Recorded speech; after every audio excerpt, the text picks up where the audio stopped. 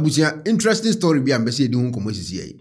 Bobrisky wo Nigeria. Na according to Nigeria for mpanyimfo chese odi nsamoni bi anaja ye che no se ye ne kwa akotum court so wonkonkodem. Wankodem okoda apartment. Ana very dark black man edisa news yi beto abonten. Na odi news ne beto abonten no. Ana Bobrisky fast say mebo ni nyina mo wati sisi ba me chem kitu bi na di akere wo. Na Bobrisky fast adekone nam so man beto abonten say no oni abranti bi transaction. Time anu oda apartment wo. Na oda so donation. Ubi ono ya chi na to mo oda prison no. Oda so donation. Eno ne ko rezi concern a sisi ya kase akopiem wo parliament. Na parliament in komo omudi no mubisa say na Bobrisky no bede mu no mo gene se oyo oba na se bema. Ena omo so mo gene se oyo bema. Na emom omo de no koto mu no na omo hwe ni features ni how an omo ate na wa start no fo ho ne tonso wa start abobo hips. Enkofo so omo da prison ho so ye mema. Anhwe na obi di akwhye ne to. Se de ye tie because ono wa bonten ne boarding. Na emom akopiem wo prison sa no obi abetima we ne sa because ze ye kase ono no wo ye oba bema no nam ne baby. Into omo ni free hot ne ko different prison. And omo monitor na mo checho omo nsem. Eno na very dark black man say no entisa. Girl na nkwa nkodem na boy no wankwa nkodem prison. Na emom no wa apartment.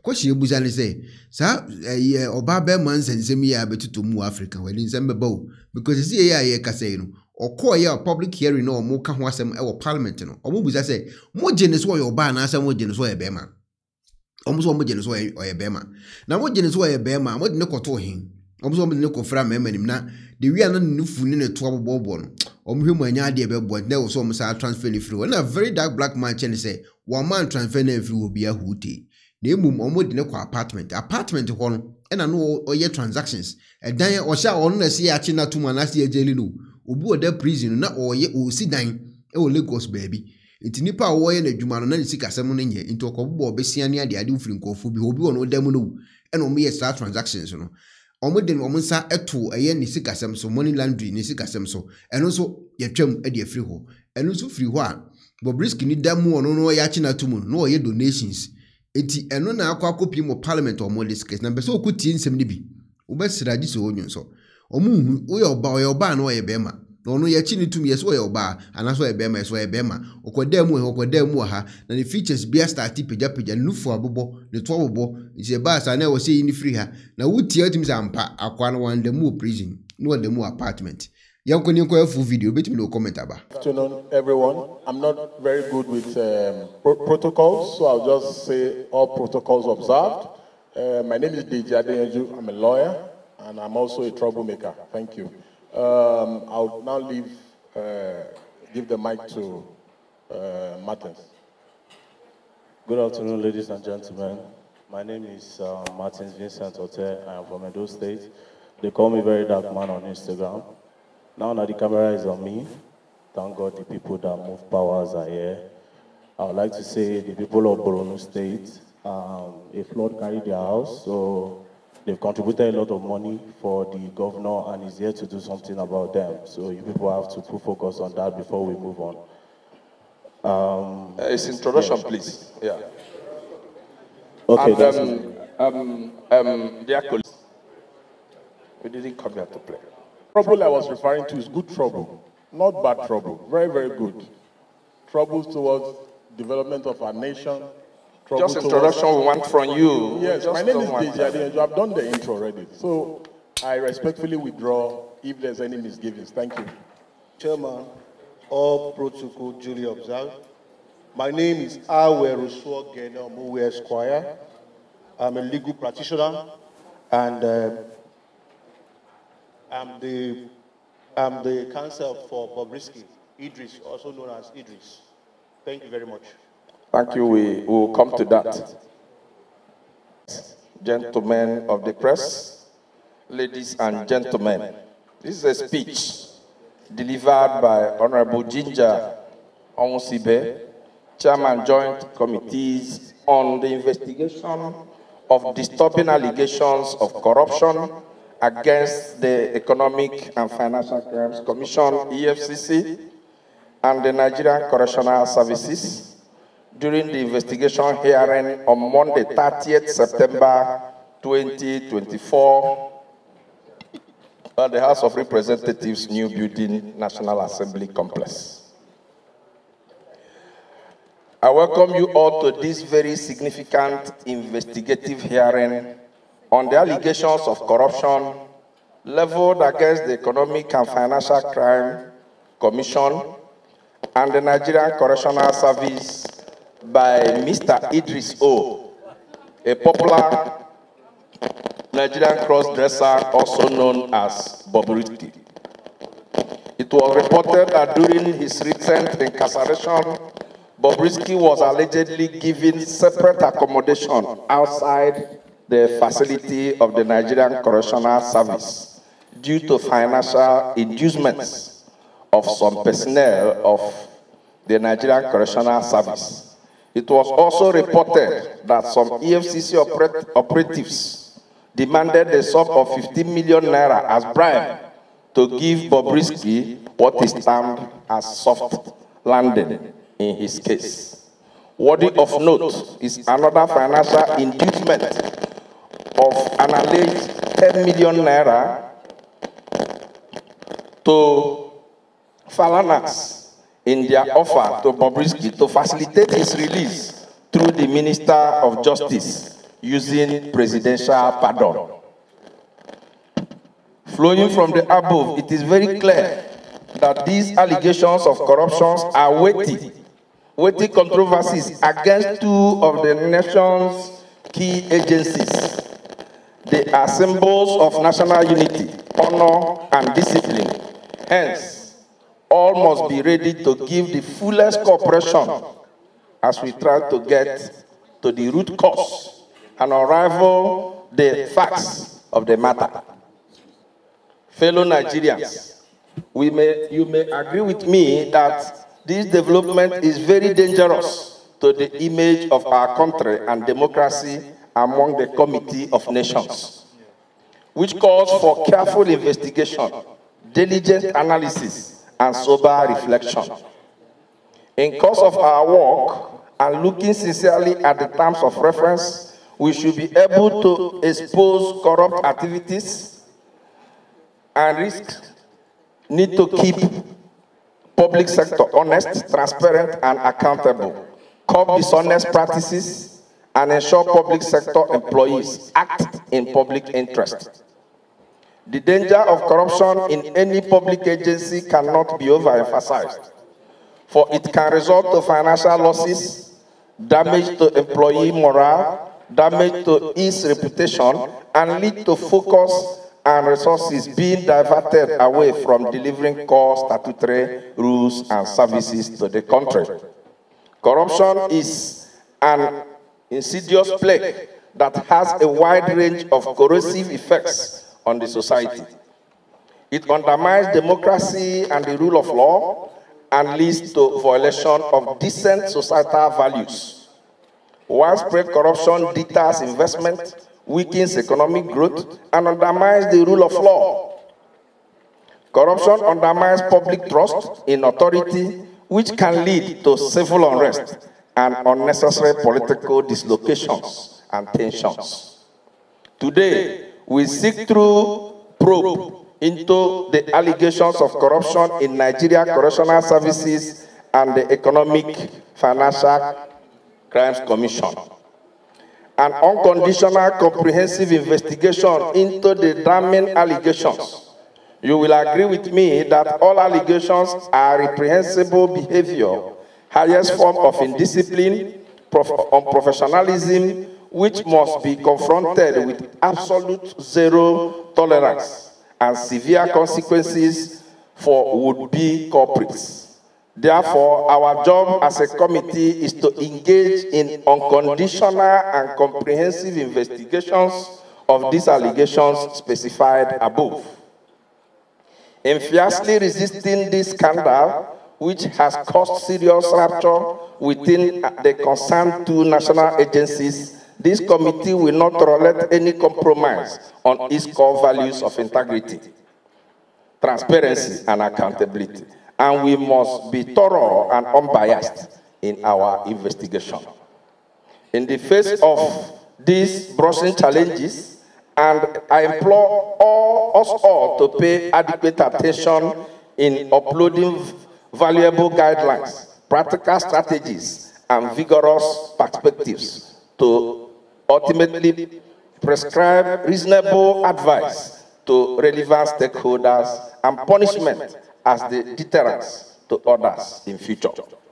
At this point, I want to deeply appreciate the confidence reposed on the committee and to state without missing words that the 10th House of Representatives, under the able leadership of Right Honorable Abbas Tajuddin, is committed to the best global practices in delivering democratic dividends to Nigerian people. Hence, the prompt emergence of this special investigative exercise.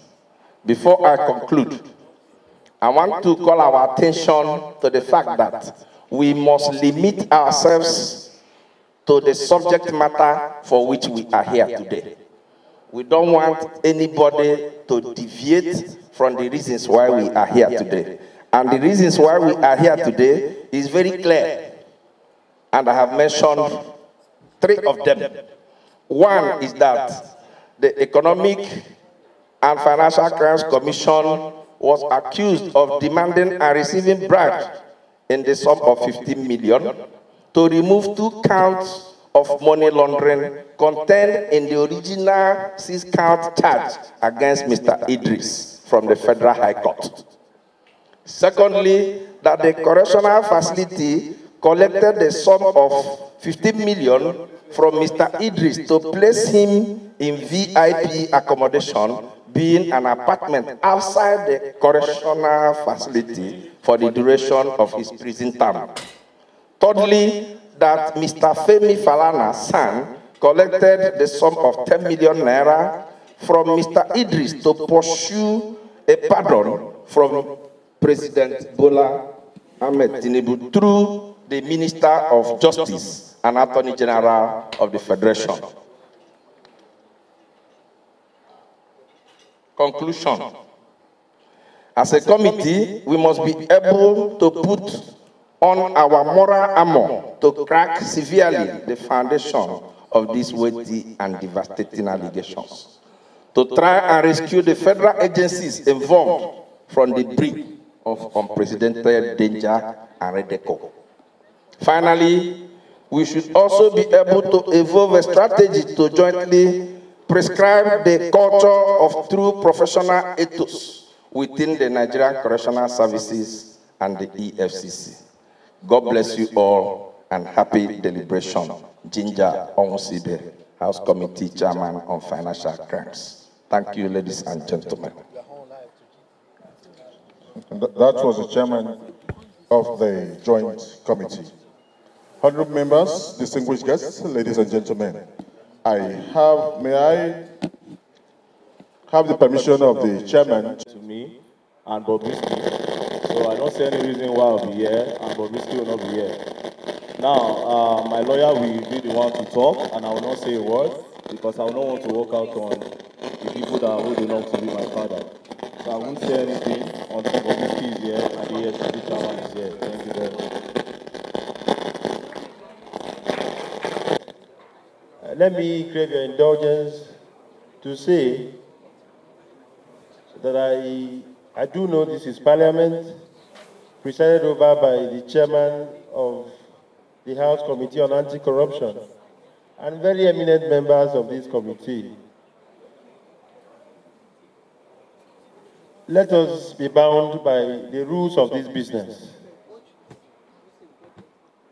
The very fundamental rule that we have as a rule of practice here in Parliament is that when a witness is invited to testify,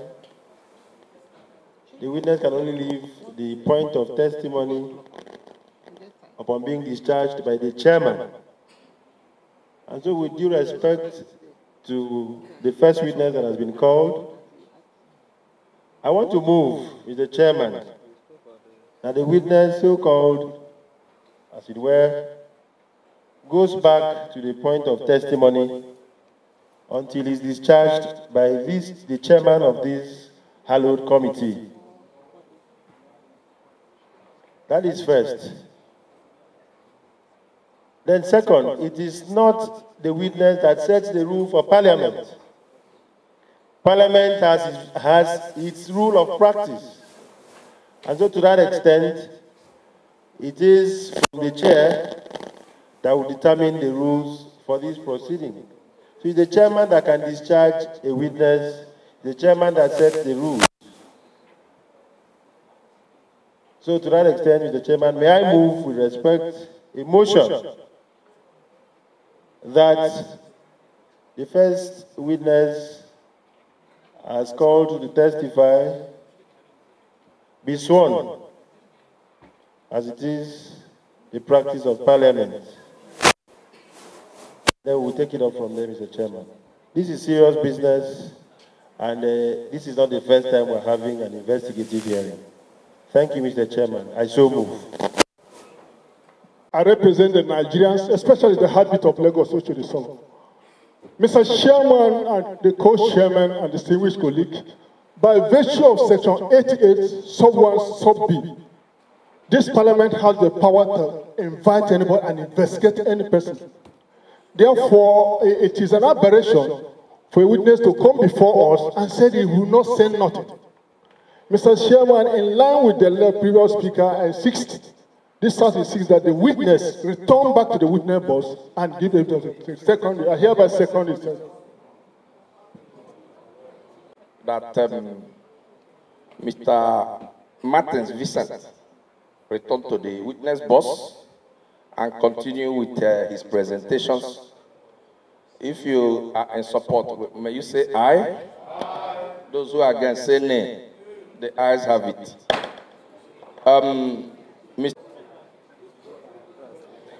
Mr. Vincent, let me address you. You are you don't have much to say here. All you need to do is to adopt the video you posted. That is just that. Just say it's you that posted that video and your source. We have the video already.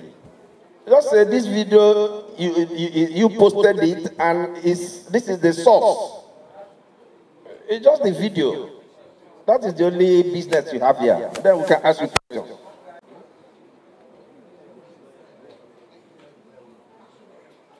As I earlier said, my lawyer will be the one to speak. I'm not saying anything. Thank you.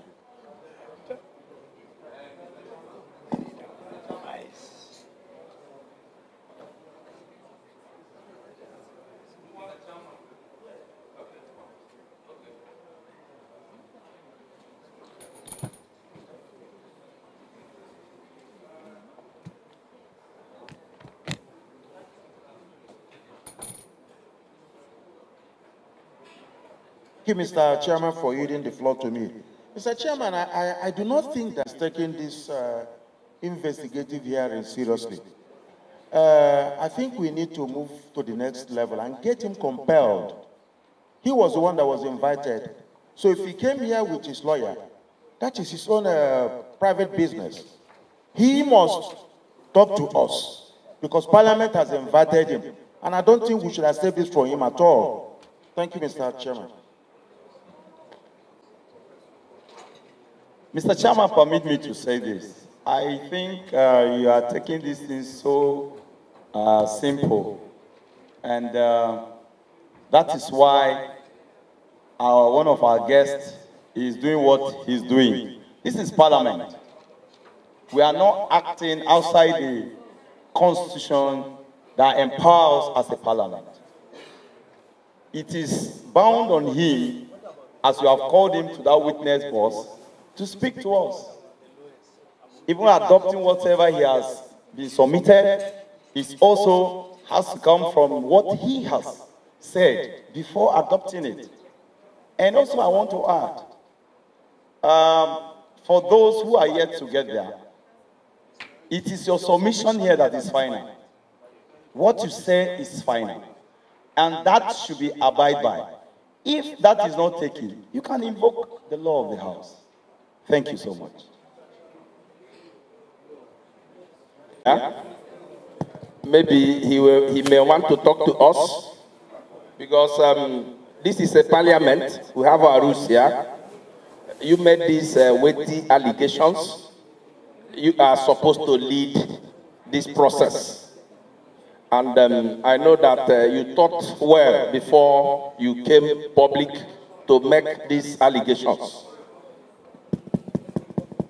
So what I am saying is that you are still there on the witness box, and we expect you to address us. It is not your duty whether Bobrisky came here or not. That one concerns us. We also have our constitutional powers to subpoena him to come here. We have those powers.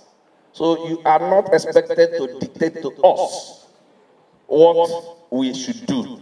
So we expect you to talk to us, but where you refuse, we can invoke the constitutional powers we have here. Thank you. Okay. Thank you, Mr. Chairman. If the proceedings and also assist parties before this committee. I have a background as a lawyer. I've practiced for over 14 years, and I hold a doctorate degree in law. I also know that even in regular court sessions, the absence of the accused person's counsel or accused person himself does not stop the prosecution from continuing the course of his business. And Parliament had issued 3 notices to parties, and parties are before us. Whoever is not before us, it is the business of Parliament to decide what to do, whether to issue a bench warrant from here or whatever it is. That is the business of the committee. In fact, the chairman of the committee, who presides over this session. And so I want to state here clearly, for avoidance of doubt, that in the event that the gentleman who is here as a witness refuses to respect the fully constituted committee of the House, sitting in its place as under the mandate of the National Assembly, pursuant to the relevant provisions of the Constitution, part of Parliament, according to the justice of this case. Thank you, Mr. Chairman. To invite senior government officials that have come here. Members of the House of Reps are gathered here based on the allegations that were made. So I think it's important to emphasize that the witness needs to speak to these allegations that were on social media, to speak and let us understand how and why these allegations were made. You need to speak as a witness, as I've been invited. Otherwise, this House will exercise its powers as members have said. Senior government officials are here. The Correctional Service, the Economic and Financial Crimes Commission, they are all here. So it's important that you speak to these allegations that you made, please. All right. Can I? Kelechi Nwogu. Why we step in here today? The gentleman there has already been administered oath here, and we're elected by the people. We are not just here by our own. Our people mandated us to be here. And the House has directed that we must carry on with this investigation. We have investigated a lot of agencies, not just individuals. Where an institution like EFCC, prisons, have been mentioned, you can't sweep it under the carpet. It's like giving goat yam to look after, and the next thing somebody is telling you a story. So you are there already to testify. I will advise you, go ahead, give your testimony. Nobody should mislead you. People voted for us to be here. The powers of this house cannot be taken for granted, and we will not allow it. You won't step in here and tell 360 members of the House of Representatives that you're not going to say anything. If you do that, we've not set good principle for the parliament. So I want to beg you, the power behoves on us to protect the citizens and institutions, which you're also one of them, and these institutions are here. So I will plead to you to go ahead. Nobody should deceive you. And I want to plead with your lawyer. You see, we invited him, not you. You've been raising your hand. We are in charge here. Here, we are in charge. And I just want you to know that. So, you should allow your client, for here, we invited him here. Allow your client to testify. This is not, if you feel whatever we've done here, you are not okay with it. You have other routes to also express your, we have routes to appeal. So I hereby second the motion moved by my colleague that the man should go ahead. Thank you. All right, dear colleagues, if he needs the help of his lawyer to talk, let us allow you to say what you want to say. Let's hear you. Give him the microphone. Sorry, sirs. Let him talk.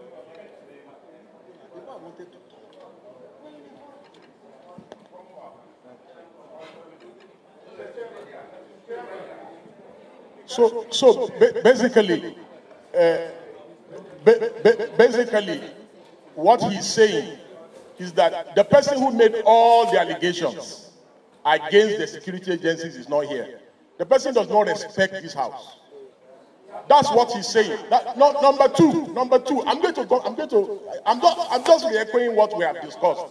Number two, he's saying that he has not said he's not going to speak. At least we came prepared. We came with almost everything that is needed by this committee here. We have even come with additional evidence that is not even available online.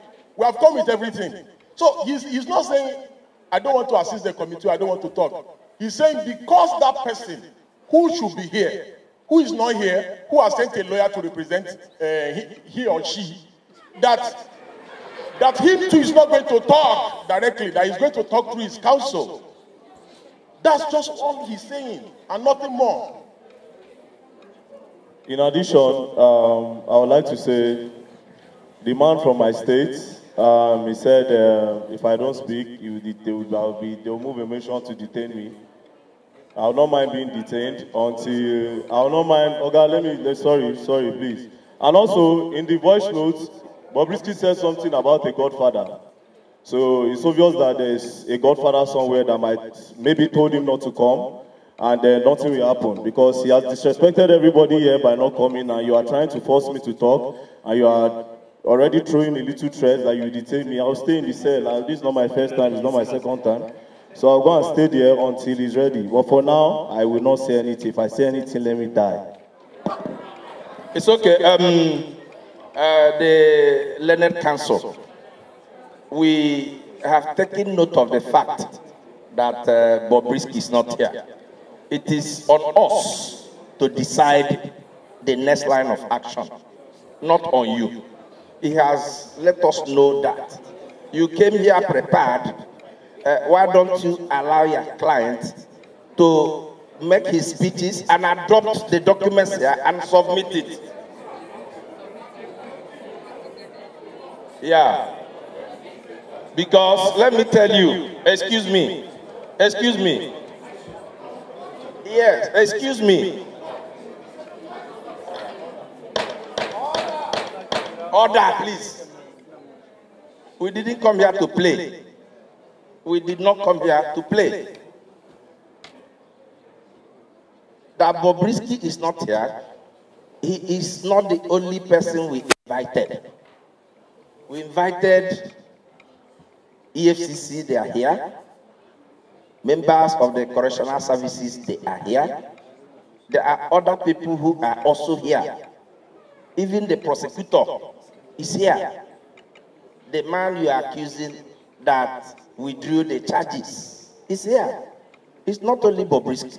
The same people that are accused of collecting money and moving him from the medium prison to elsewhere, they are also here. So it's not only Bobrisky that is here. We can take you people today, take correctional, take EFCC. If Bobrisky did not arrive at the end of this section, we will also take a decision on it. So I don't think we should be begging or pleading with you people to take care of this, to talk on this. I don't think so. We don't even want any legal representation here. Your client is here. He is here, life and body. So this controversy don't need to arise at all. Yes.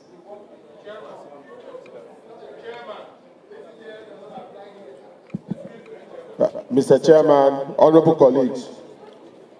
Mr. Chairman, honorable colleagues. There's a saying where we come from that a clear conscience will ultimately fear no accusation. I see no reason why an adaptation of his documents, both online and the additional ones which you have said you have brought, cannot be made. But to make a mockery of the House and say you will not speak, and if you speak, you will die. It's not civil, which I expect us all to be at this point. We are not prosecuting him. We are trying to find out and get to the root of this very heinous and grievous allegations made to state officials. So, my brother, his legal counsel, I implore you to speak to your client to do the needful and we'll move forward. Bobrisky, whether he, she, it is not here, it is irrelevant. Because when he, she, whatever, is going to be spoken to, if he's not here, then we will handle that issue there. The Economic Crimes Commission is here, the correctional services are here. So let us move forward, my dear brother. Thank you. Mr. Chairman, are you?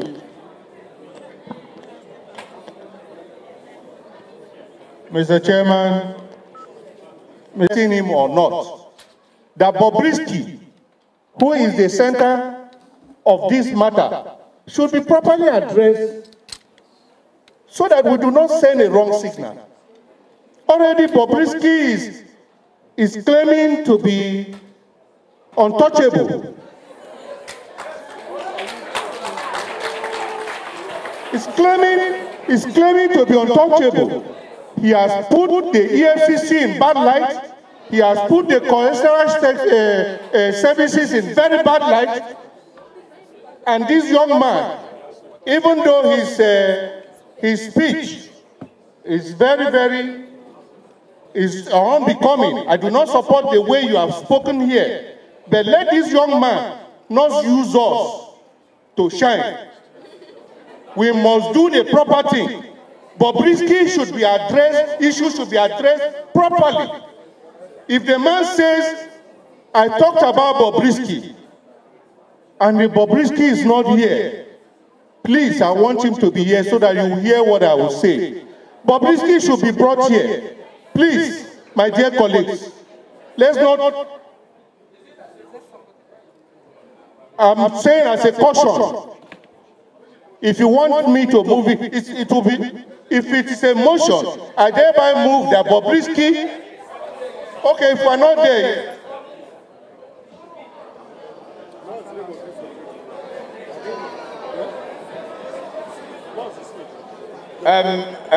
We are not, Honorable, we have noted what you have said. Order. Order, please. Order, please.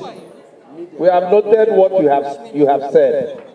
Nobody amongst us here is saying that because Bobrisky did not come here today, that he or she will not come here. What we are saying is that we are not there yet. We have our order here. When it gets to him and he is not here, we will also deal with that. So that is what we are saying. So, council, yes, can you confer with him so that he can make presentation and tender whatever you have to us?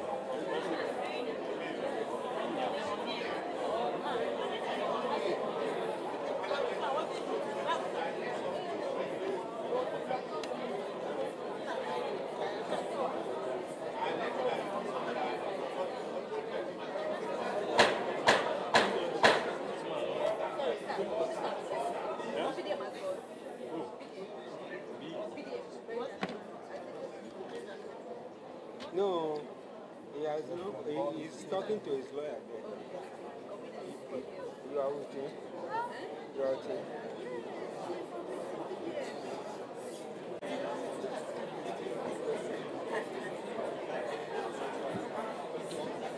Council, are you okay now?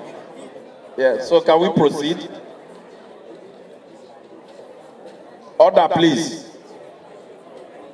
Can we proceed?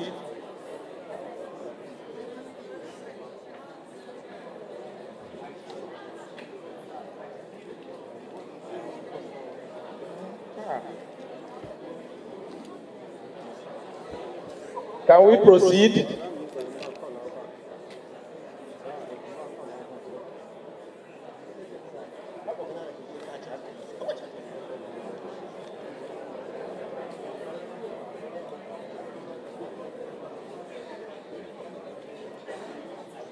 All right.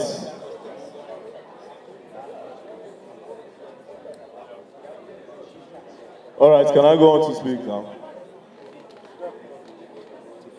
So, initially I said if I speak, let me die, I will not die again. So, I will just go on to... Now, in the video I posted online, I explained everything. For the people that saw the video, it was well detailed and well explained. How I got hold of that recording is as a result of Bobrisky blackmailing somebody he owes money. So, according to the story and according to the evidence that a proof of chat that was sent to me, the person borrowed Bobrisky 4 million naira when Bobrisky was in the EFCC detention, or rather, in the private apartment lodge. The person gave him the money on the, on the 19/6/2024. The person gave him the money, 4 million naira. It was transferred to this account number, 0496411279. Abiola Okuneye, and as you know, Bobrisky's name is Okuneye, so apparently Kuda Bank. So apparently it's his brother's account. So when it was time to get the money back, according to the story the guy told me and the evidence I saw, he told Bobrisky he wanted that money to complete his building in Lagos. So that was why I borrowed him the money. It was now time to pay. From the receipt I have here, he sent him a message. Bobrisky refused to respond. Sent him another one after like a few days. Bobrisky also refused to respond. When Bobrisky eventually responded, Bobrisky said, I'm going to give you the money in, I think, September. So September 1st, the guy reached out to Bobrisky again. Bobrisky refused. And the next thing that followed it was blackmail. He said, I'll tell them that you are smooshing me and you are kissing me. So the guy felt very, very somehow because felt like he was not going to get his money. God so kind, there's VeryDarkMan that has the platform to call out the people that owes money and they will pay. So a friend of mine who is very popular contacted me and he said, VDM, see what's going on. And I said, okay, no problem. If you have received, send it. Then when he sent it, now I'll say something here. When he sent it, immediately I made a video, first video, and I said, Bobrisky, I'm giving you 4 hours to pay back. Then he started begging the guy. Now, what I'm about to say now, my lawyer does not even know. Now, he started begging the guy. Then he paid. Immediately, he paid. But when I listened to the audio, I said, nah, even though you pay, this has to go out there, man. Because EFCC cannot go around harassing some boys, young boys, and somebody with a godfather will be pulling stunts. I was detained in the prison. My very good friend, Sheon Kuti, was detained as well. A lot of boys are inside the prison. Bobrisky is not any way better than them. So I didn't see any reason why I should keep the audio. I kept the receipt of his payment, which he paid that day. He paid that day. So immediately I got it, I just smiled. So he was actually guilty. But here's the thing, Bobrisky didn't know that this guy recorded everything. But because Bobrisky, obviously I have the platform, yeah? He understands how I roll. So he quickly paid, but I said, no, it has to go there. Now, I need to clarify something about Femi Falana and the Falana chambers. Because apparently right now, some people are taking advantage of what is going on to target Femi Falana. And I would like to still say here now that I apologize to him for the dent on his name. But however, it's so sad that his name was inside that audio. I could not believe it as well. That was why that was the part that even irritated me more, which I said I refuse to believe that it will be part and party to something like that that would make people take somebody out of prison and to get a pardon. So yeah, I have the recording. I have one part. I can't give you guys the whole part because I don't know if Bobrisky Godfather is here to collect everything. So I'll give you one part of it. Then maybe when another time, I can give you the complete audio. Furthermore, if he denies that one, I have another one that he does not even know about. So I am very, very ready. The reason why I wanted him to be here, I wanted to be looking directly into his eyes so that he will understand that Nigeria is not for the godfathers. Yes, Nigeria is not for the godfathers. I will not allow corruption. If I see a secret about you, Oga, I will tell. Oga, even you that say you should prove me inside prison, I will tell, especially you, I will tell. I will make sure everybody knows. And I'm being very, very honest. I will not fear anything. I'll put it out there because Nigeria has gone down. Now, I will implore you people to actually do the right thing because the judiciary system is messed up so bad. It's messed up so bad. You people have to save your face. I believe a lot of APC members are here. So you people need to save yourself. It's okay. It's okay. Can we... Can you tender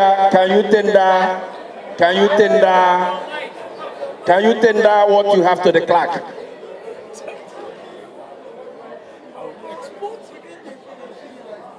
Hello? The clerk. Can you tender it to the clerk? You...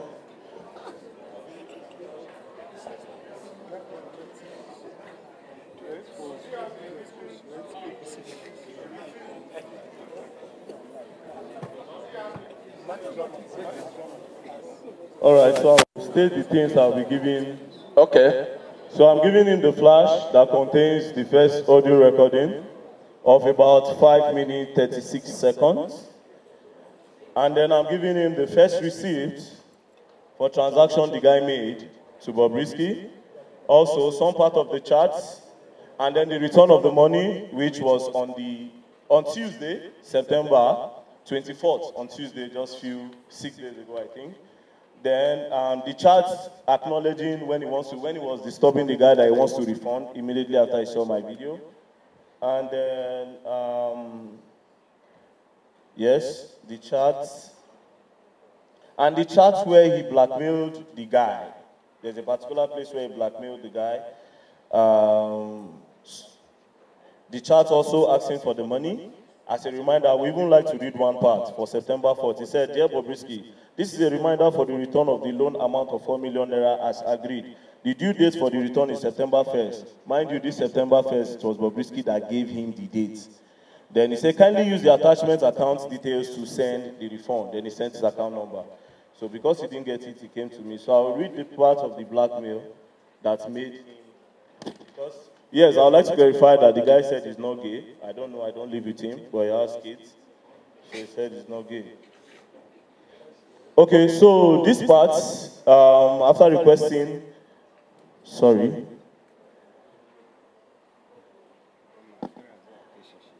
Okay, I'll still bring more parts. So this part, the guy went on saying things like, I helped you when you needed help. When it's time to pay me back, you have been stressing me, this is not fair. How will you pay me like this? Then Bobrisky went on to say, when you kiss me and smoosh me, did you give me any money? Are you mad?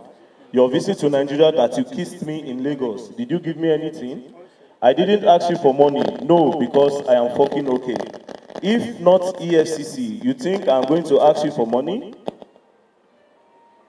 Does that mean it's because of EFCC is asking for the money? So if not EFCC, do you think I'm going to ask you for money?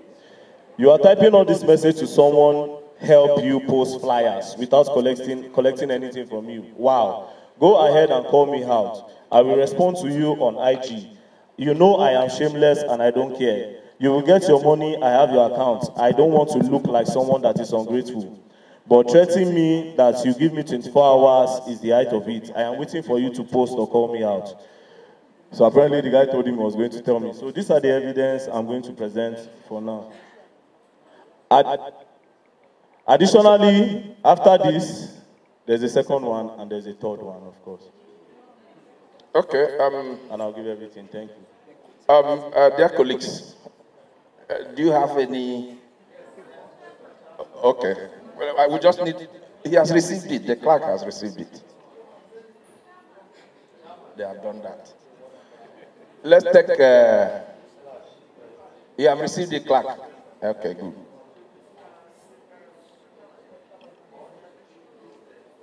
I think he has mentioned all of them. It's listed.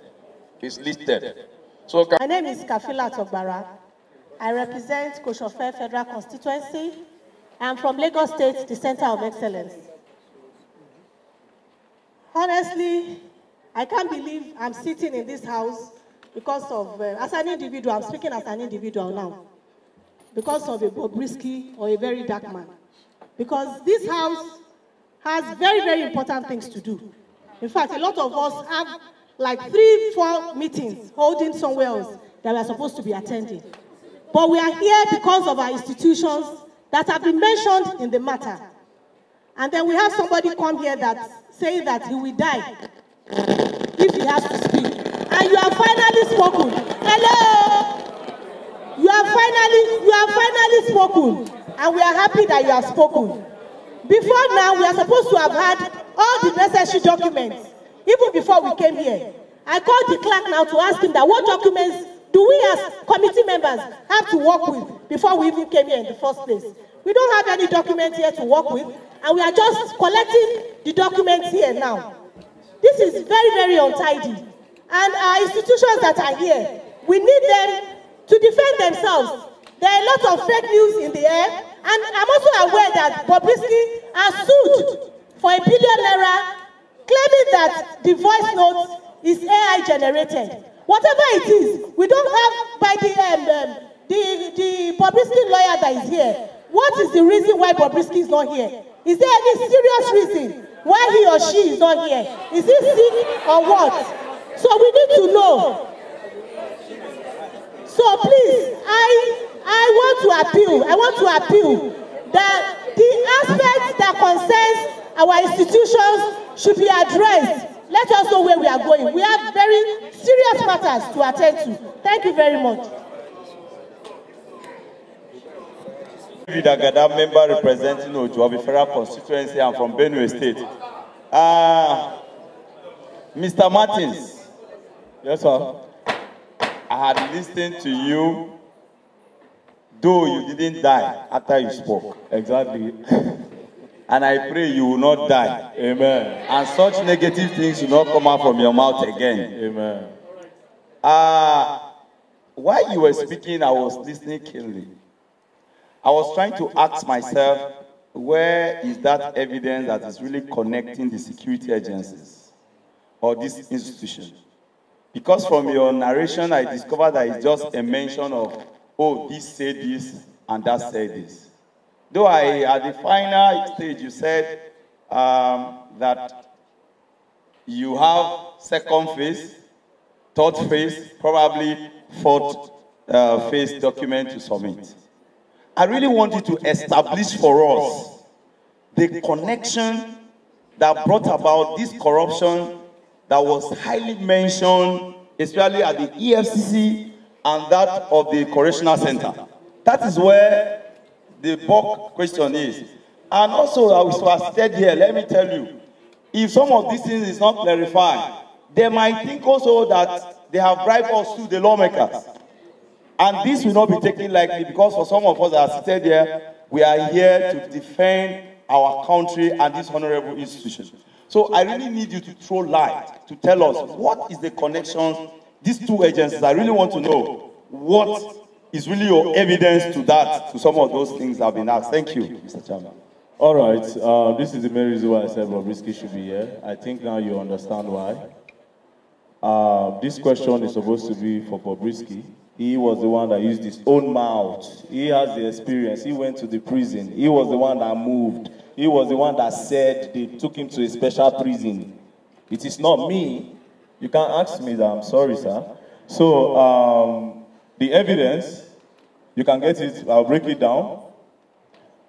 The account number he used when he was in detention, because according to him, he said it here, if not for EFCC, meaning his own main account was maybe frozen, so he used his brother's account. So the account should be investigated. All the money that went in and went out of it should be investigated to actually get the evidence that you need.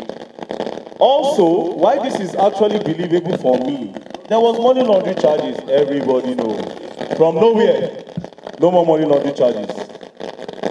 There was. From nowhere, it disappeared. Why? That made sense to me. That was why I said, okay, this is what it is. So thank you very much, sir. Dear colleagues, we will be listening to members of the Nigerian Correctional Services. When we must have listened to all these people, this thing will start making sense to you people. His own is clear. If you have watched the video, he is not the person speaking in the video or in the audio. So, it's the allegations we had in the audio. That is what we are investigating. He has tendered it, if I'm correct. He has tendered it and we have accepted it. It is our duty to investigate to the letter of these allegations. Even we will involve even the network providers.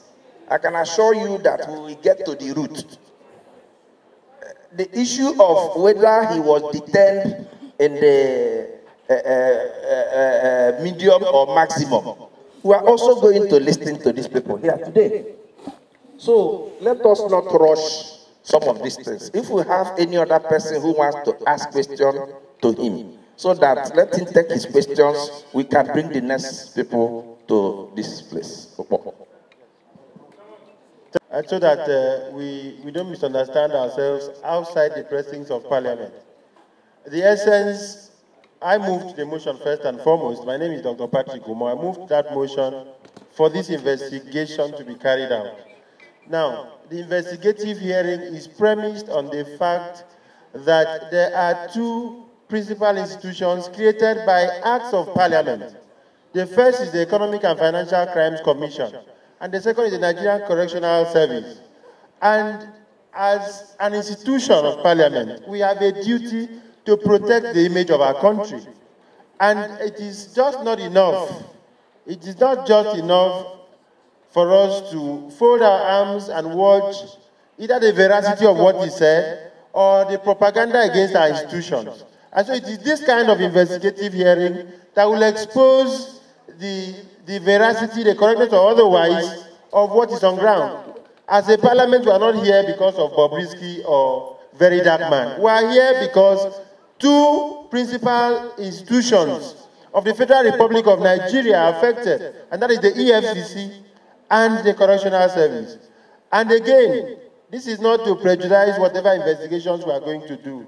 This is also to send a signal to the media community, because we are in very rough times that mere statements made against institutions such as the EFCC or the Nigerian Correctional Service can bring down the country. Whatever this means, this is the point to go with. If we allow mere propaganda to thrive without having this kind of investigative hearing, then we're in trouble in our country. And so this is why we have this investigative hearing. It is not about it is not about VeryDarkMan's or Bobrisky. We are not interested in your private affairs. And again, like I said, not to prejudice whatever investigations we are carrying out. My learned friend knows, and many other lawyers who are here know, that he who assets, the onus is on him to prove. So that is the weight of the evidence. If when you assert, you must prove, because you are the one who has brought this to the fore. That's one. And then two, my learned friend also knows that a prosecution in regular court cases can amend charges, can withdraw, can drop charges. In fact, that is why it is in law allowed for even the Attorney General to enter an early prosecution. So that's the law. So we are not there yet, but that's why I said I don't want to say this to prejudice anything. But then be that as it may, gentlemen, please, I am protected by the chairman. Be that as it may, you have evidence to tender. You should have the confidence of Parliament. Most of us who are here, listen, most of us who are here because we are representing the conscience, the collective conscience of Nigerians. And for most of us to spend time to sit down and participate in this hearing, we are interested in this country. Now, when you tender documents in part, you are not helping this investigation. But if you tender your documents properly and in full, we will mark them accordingly, and then take the other parties or the other witnesses we will call accordingly, and it will help us in our investigation. If you tender in part, your lawyer knows you are not helping this investigation, and then you have no discretion as far as tendering of documents is concerned. Counsel, please, I'm talking. You don't confuse it. You don't have discretion whatsoever before Parliament to pick and choose what documents to tender. We will foreclose you if you cannot tender all your documents and move to call the next witness. Thank you very much. All right. Sir, you see the reason why I refuse to tender everything I had. You heard what the woman said. Bobrisky have said that it is AI. They have sold you 1 billion. And all that. You understand? They're already calling it AI. Now, the good part I have proves that it's not AI. You see the point? I know why I did that. You understand? Because if she is concluding, like she was sounding as if she's Bobrisky's lawyer, saying Bobrisky have said it's AI, he's suing 1 billion. Do you understand? So this is why I would not tender it.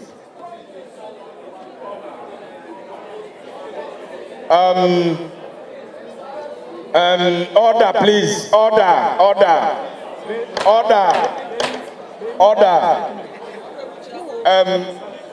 Dear colleagues, I think, okay, let us take the last speaker on this, so that we can go to the next thing.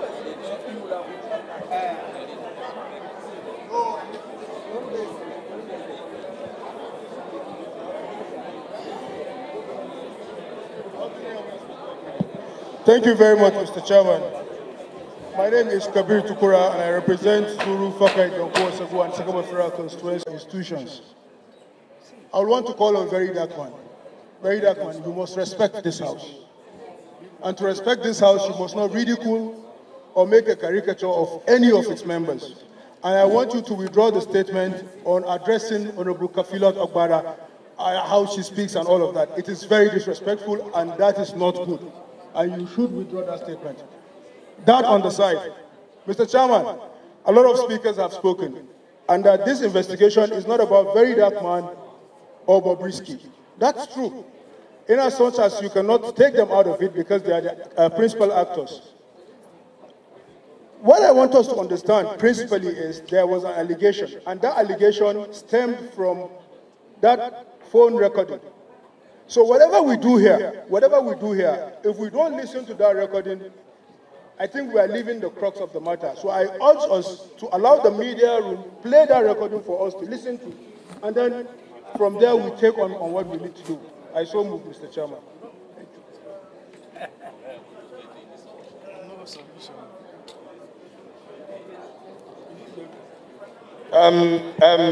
Excuse me, please. And Mr. Martins, can you withdraw? You made two statements. One against your brother from Edo, and the other one against Honorable Kafilat. Can you withdraw it so that we can proceed?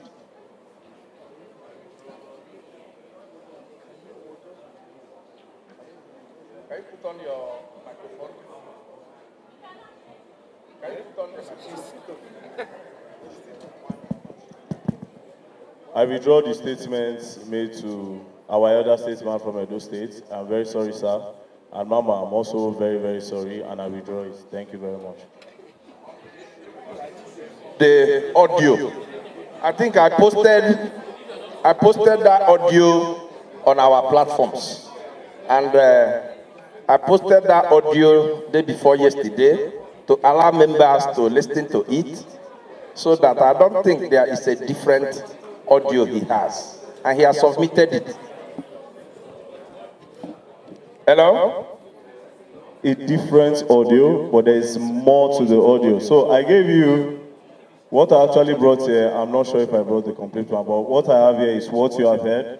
It's actually an over 11 minutes audio, but I broke it down and posted the half, and then there's another one. So, but yes, but it portrays the same thing, but at least it's a better proof. It's wait here. It's wait here. Okay, can we allow him to go and sit down? Please go and sit down.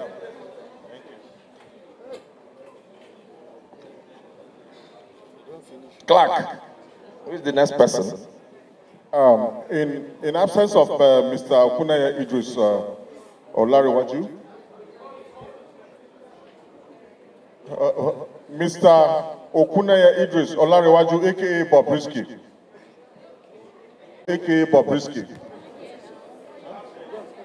Mr. Okunaya Idris Olarewaju, aka Bobrisky.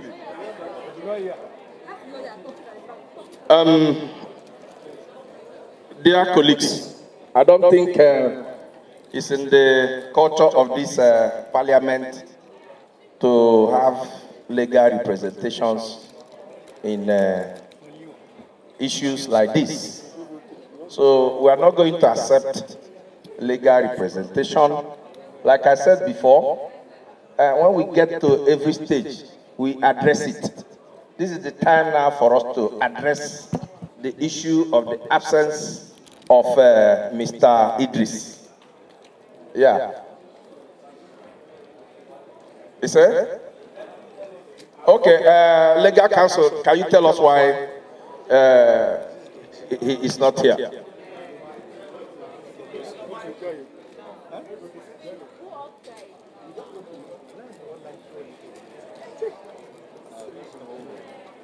Thank you. Mr. Chairman, sir, I want to apologize for the absence of my client. But I also want to state something on record. Your name. The institution of this panel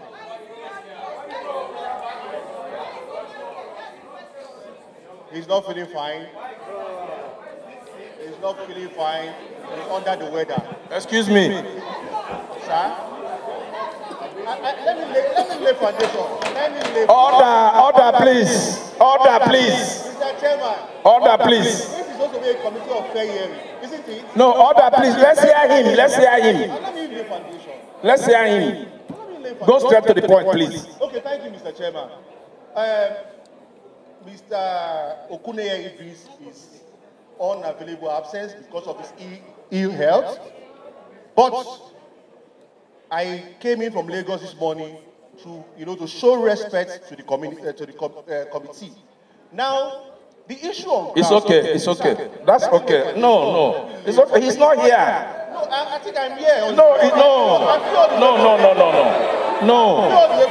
He's not here. No. Okay. We have had you. We have had you. Yes. He is not feeling fine. I will now open the floor for our members to react to it.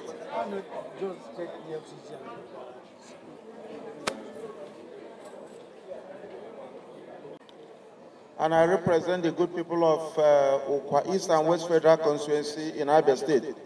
Mr. Chairman, the attorney that has come to represent Bobrisky has just told us that he is not here because he's indisposed, correct?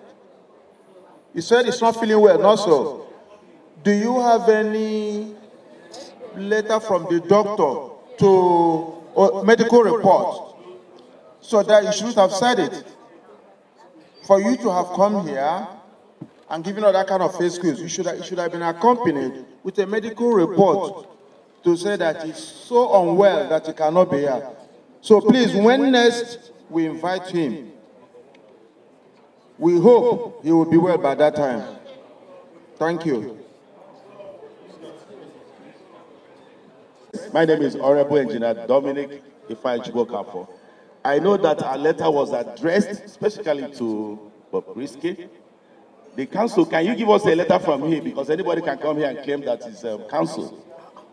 Is there any letter you have here to confirm to us that you're actually representing him? The authority letter you have from him. Thank you.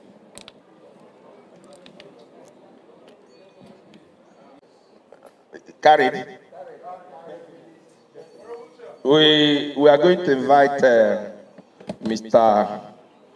Okuneye Idris in our next hearing. The next person, clerk. May I humbly invite Michael.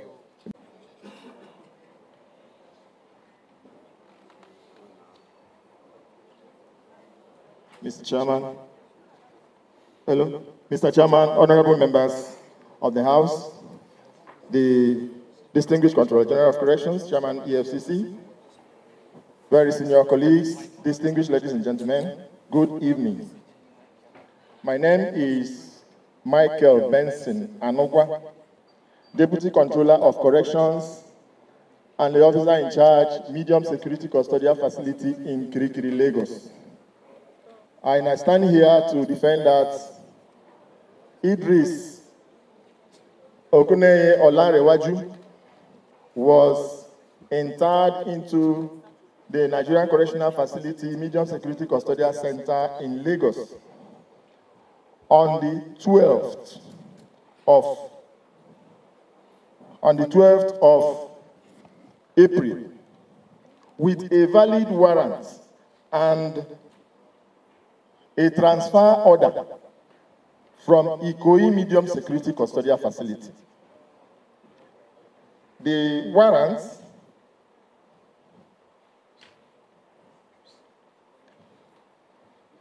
warrant was endorsed to me by the Deputy Controller of Corrections in charge Ikoyi facility on the same day of his conviction.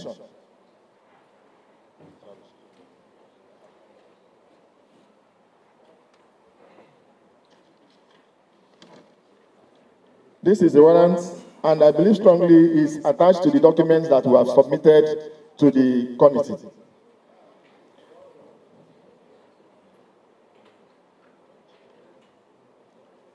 The biometrics of Idris Okuneye Olarewaju was taken the next day because the time he came was around 10:30 p.m. So we could not do the biometrics on that day.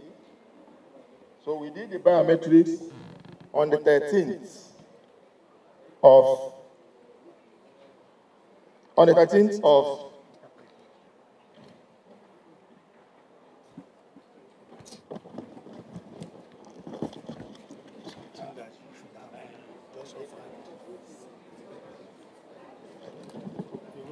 Hello, sorry.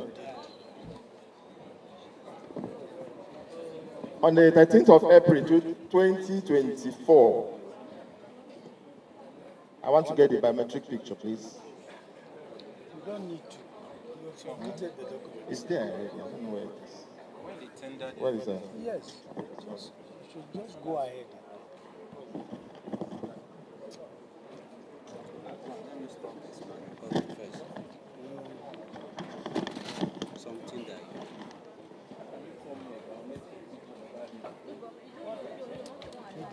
Give me the biometrics. you should just say This is the biometrics picture of capturing of Idris Okuneye Olarewaju on admission on the 13th of April 2024 at Medium Security Custodial Center in Lagos.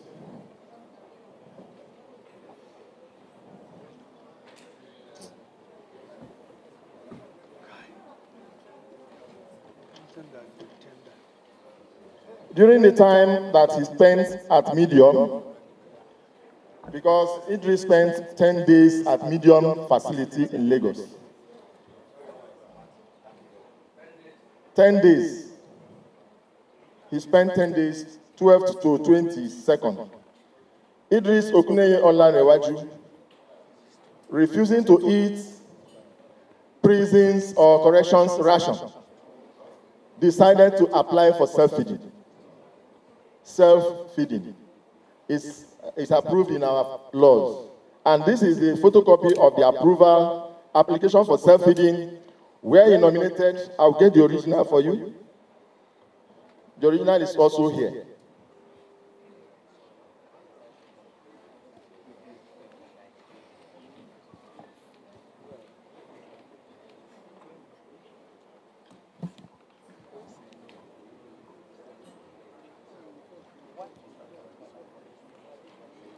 so you can order food from the best restaurant. So the application for self-feeding was approved.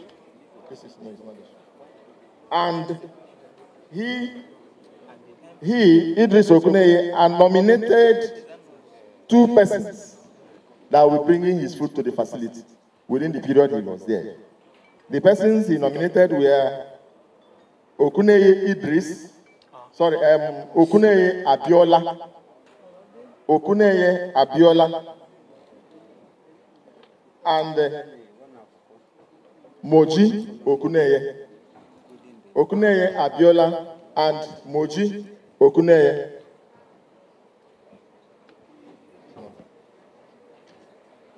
Then his health screening was done.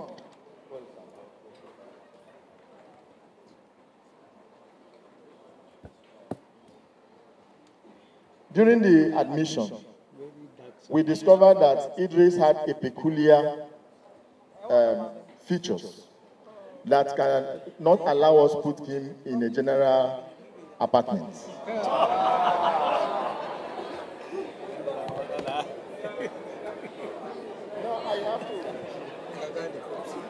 What are the peculiar features?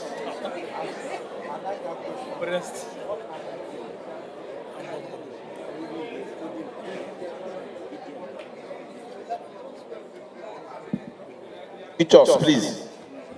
Idris Okuneye Olarewaju, though male, had some female features like a breast. He has a breast.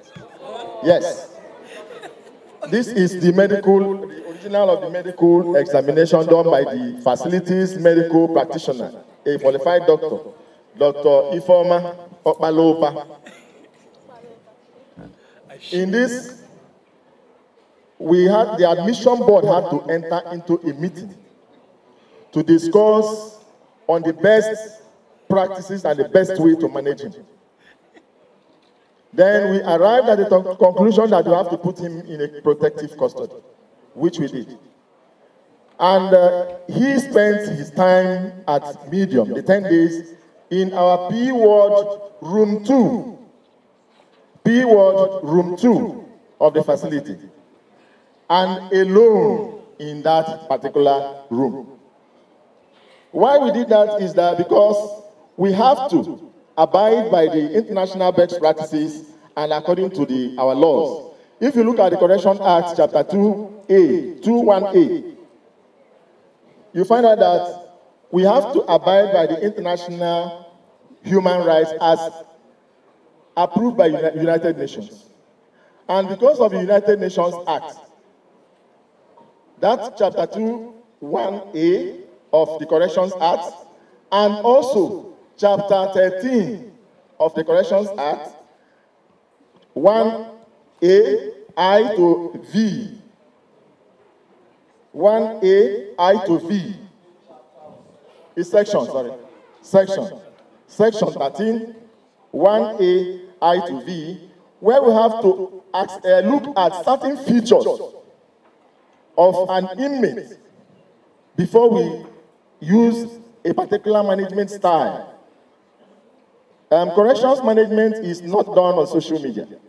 It's not done on the pages of the newspaper. It is a professional job done by well-trained officers for corrections management.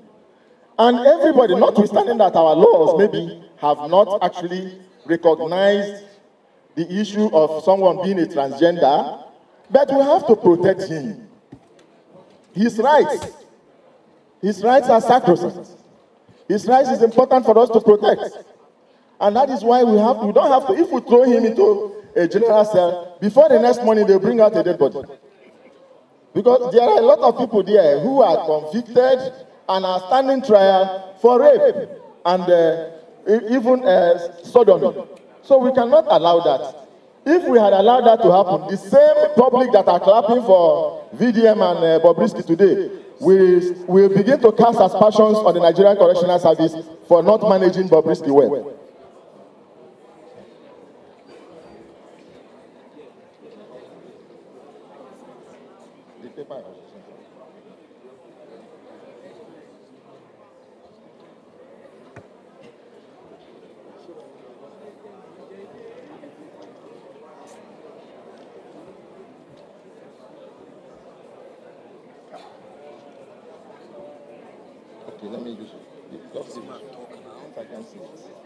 Now, during the time that Bob spent at the Nigerian Correctional Facility, Medium Security Custodial, don't worry, Medium Security Custodial Center, Kirikiri, Lagos, Idris Okuneye Olarewaju had a total of 39 visitors.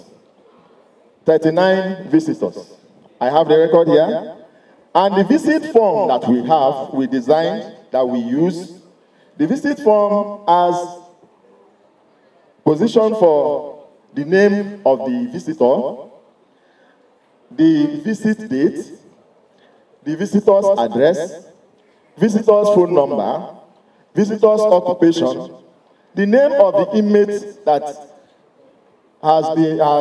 that is to receive the visit, a relationship with the visitor, and the inmate's consent.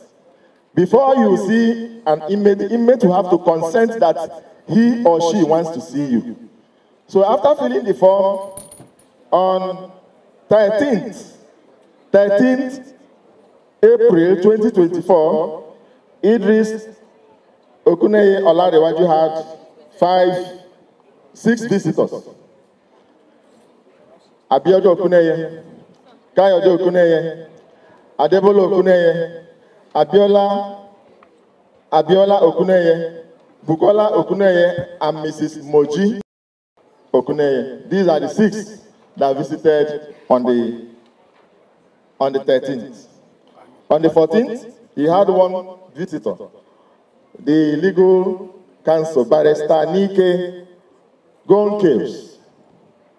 All these people, their addresses and phone numbers are here for verification. Please, spare us of those things. Okay. So, and the visitors that came, all their biometrics are here tendered. I think we have tendered it to the chairman or to the body. So, on the whole, he had 39 visitors that visited him till, that was 13th to 21st. Those who came to visit. Yeah. Then on the 21st, I, Michael Benson, and the Deputy Controller of Corrections, took permission from my command controller to travel to our Corrections Academy at Ijebibo to write my command course exam, which was to come up the next day, 22nd. So, and the Idris visits, I handled it personally. So on the 22nd, I was not available in the facility. I went to Ijebibo. When my controller put a call across and told me that he is moving him to maximum on security, for security reasons.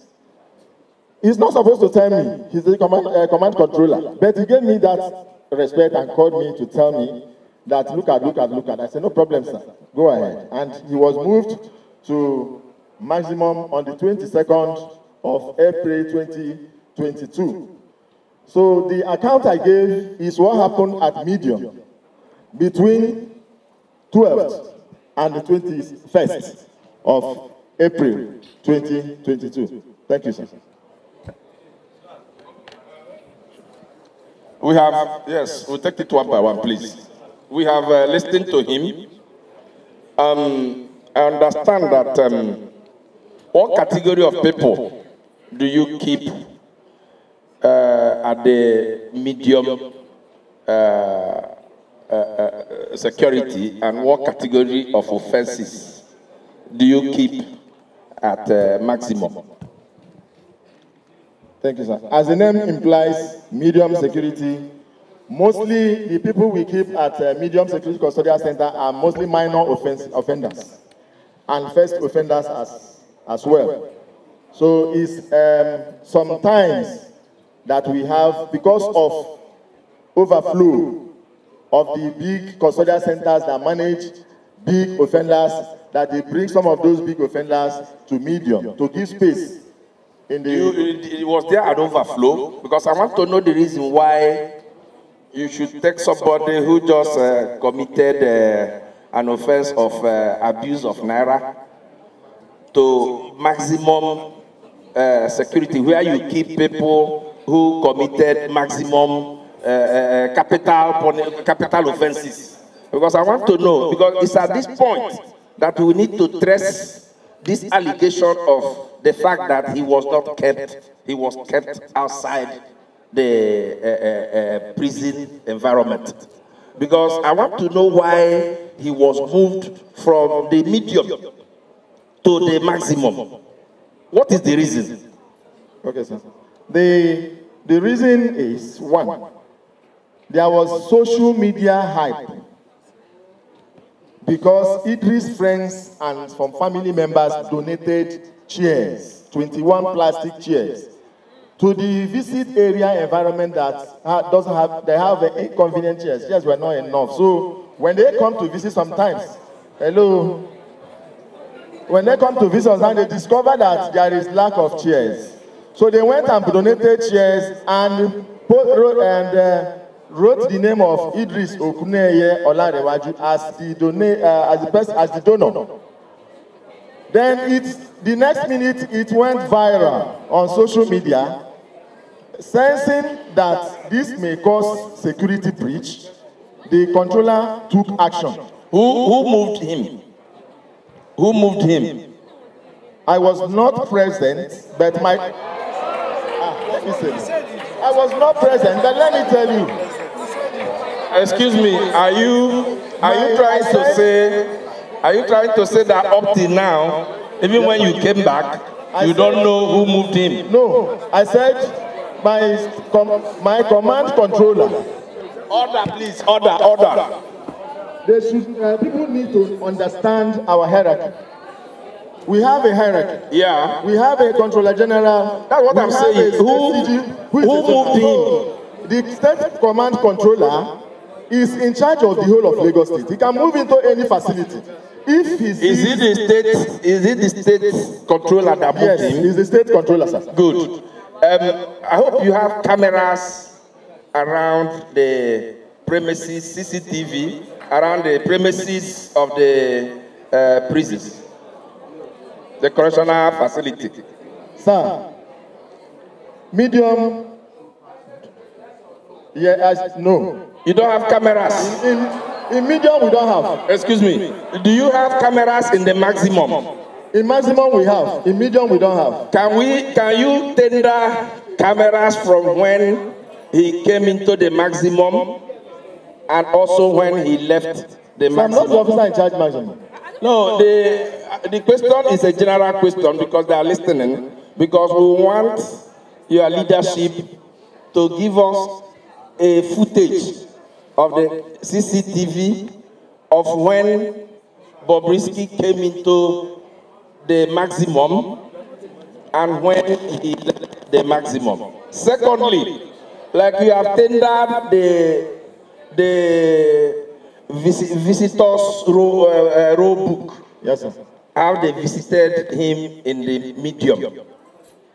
We also want to have the visitors, I hope you came with it, how he was visited, visitors register, how he was visited when he was in the maximum. Sir, with all due respect, the officer in charge maximum is here. I think he can. Yeah, he's coming aboard. Yes. So I'm done. Okay, let's start. Bobrisky as a high-profile inmate, not so. The question I want to ask you, you have told us here. Sorry, sir. You asked me a question, but you answered it. No, I'm not done. Okay. Please, I still have the floor.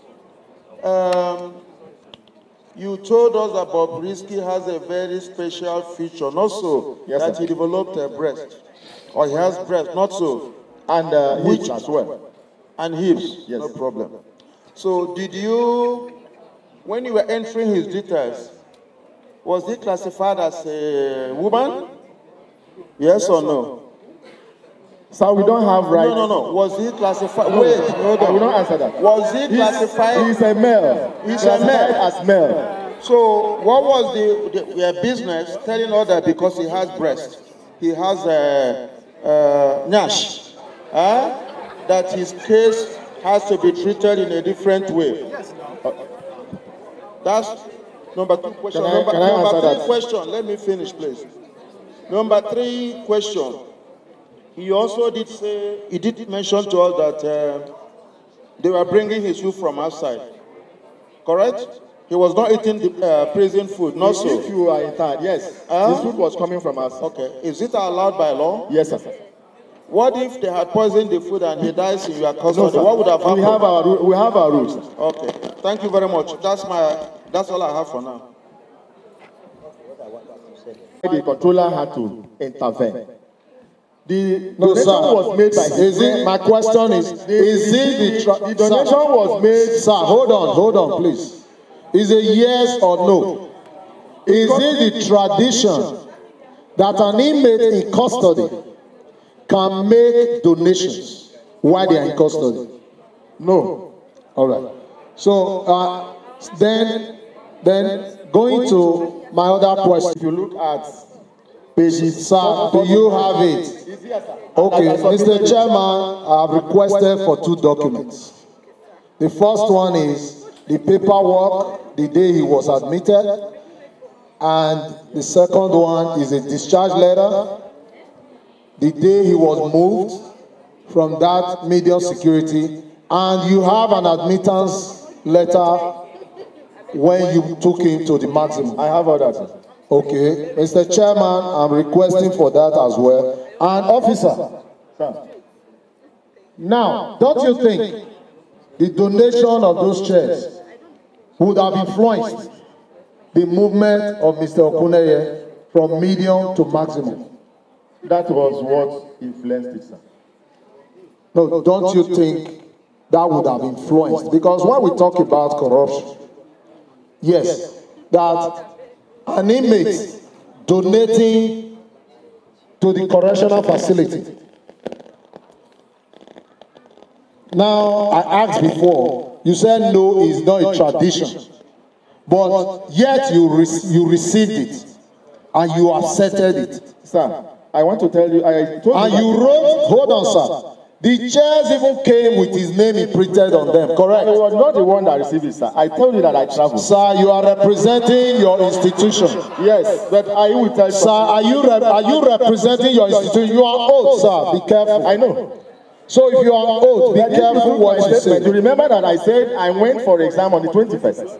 After 21st visit, it was there that I was told that these chairs came. And it cost. Sir, are you speaking on your personal capacity or you are speaking on behalf of your institution?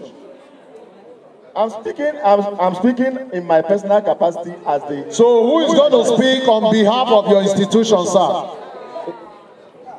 I hope you know why you are here. Sorry, sir. My controller is here. Okay. All right. So, well, let me finish the questions. Mr. Chairman, I've requested for those documents and I wish they will be submitted. I want to yield back. Thank you very much.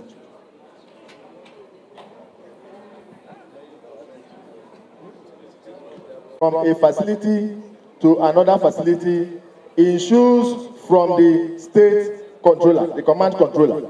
He will give his authorization in writing.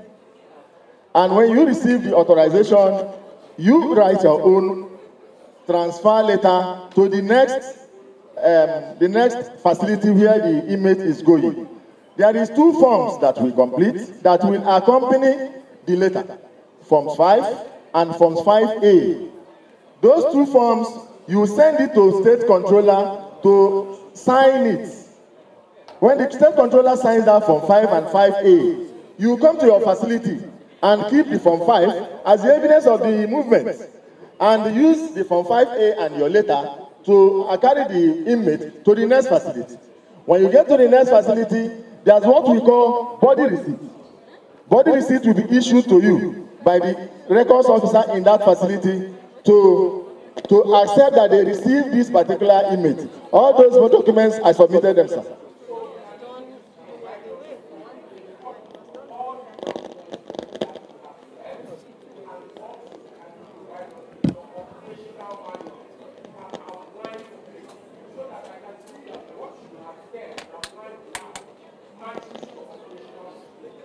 Thank you, sir. The documents are attached to the annexes that I submitted to the House. The operational manual is not there. We can submit that one later. It's okay. Thank you. I just have a simple question, officer. I did find out that you don't know where to put it, whether a man or woman, that you had a meeting, emergency meeting. Can you furnish us with the minutes of that meeting, the people that attended that meeting, and how the resolution was taken, in line with the procedure of Correctional Act? We want the minutes of that meeting, those that participated in that meeting, and the resolution that informed that decision. That is one. Secondly, you may mention that you move into B ward room 2. Yes, sir. What are the facilities in that B ward? B ward, sir. B. Thank you. Precious one. Can I answer the question, sir? Okay. The admission of inmates to a facility is done by a board. And that board is called Admission Board. The Admission Board is chaired by the officer in charge. The members of the Admission Board include the record officer, the in-charge welfare, the in-charge medical, and the caterer. Most other ad hoc members may be the in-charge industry or workshop, as the case may be. So during that period, we may not have a detailed minutes of meeting where we decided it has to be this. We have to talk to each other. I am the officer in charge of the facility and still remain the officer in charge. So I won't be there. Like the Igbo say that nobody, elders should not be at home and the goat will give birth while it's tied on the rope. I will not be there because I want to please the public. I break the law of the land. During admission, there's what we call classification of inmates. During classification, you classify by offense, you classify by sex or gender, you classify by age, you classify by inherent health challenges, and some other factors that we consider. Now, in the case of Idris Okuneye-Olarewaju, it was peculiar. And we have to take a peculiar decision to attack a peculiar situation. And the decision we took was, this is a block of cell of small rooms. Everybody in his own room, each of those rooms have a toilet inside of it. So, which means he can stay there. Additional measures that I took is that I posted a staff to be standby on that particular place. Each time, if you bring our duty roster, you see it. We moved the staff who was there for the whole 10 days that Bob spent in medium. Thank you very much, Mr. Chairman. I'm still speaking with my voice, Kafila Togbara from Lagos State. I have just one question. As male or female was determined. On the 13th, sir, during admission. It's a yes or no. We don't need story at this stage. Sorry, sir. Conviction. Sorry, sir. We admit people with what they comes up. Whatever is in the warrant is what we admit. We don't add, we don't remove. What was on the warrant? Male. Yes, sir. And so the issue is clear. And so we are within the box that he is male. Nigeria there is no law in Nigeria that recognizes transgender. All these things you're talking about. Anyway, I'll leave it to the chairman for the ruling. But the issue is that there is no law in Nigeria today that talks about a transgender. So you are male or you are female. And the conviction, the sentence you had, will always show those details. That ABC is convicted, he's male, and then you take the person to the precise place it should be. So anyway, I'm sure we'll have better questions to ask your superior. Thank you.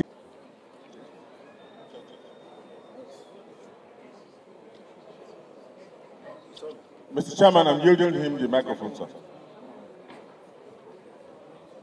Thank you. Mr. Chairman, the co-chairman, honorable members, Controller General of Correction, Chairman EFCC, very senior officers, distinguished ladies and gentlemen.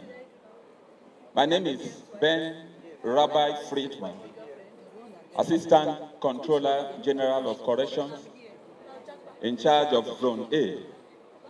Zone A covers Lagos State and Ogun State. I was the Controller of Correction, in fact, the immediate past Controller of Corrections in charge of Lagos State. Mr. Chairman, I have a 20 years cognate experience, Controller of Correction in 3 commands, and I've headed 8 custodial centers and facilities across the country.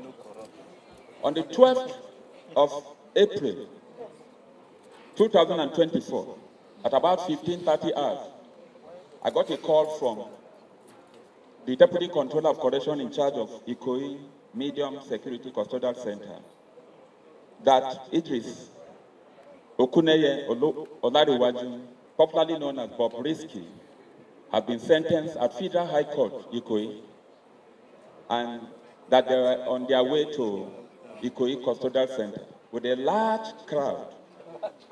The crowd of fans at the court premises followed them to Ikoyi Custodial Center.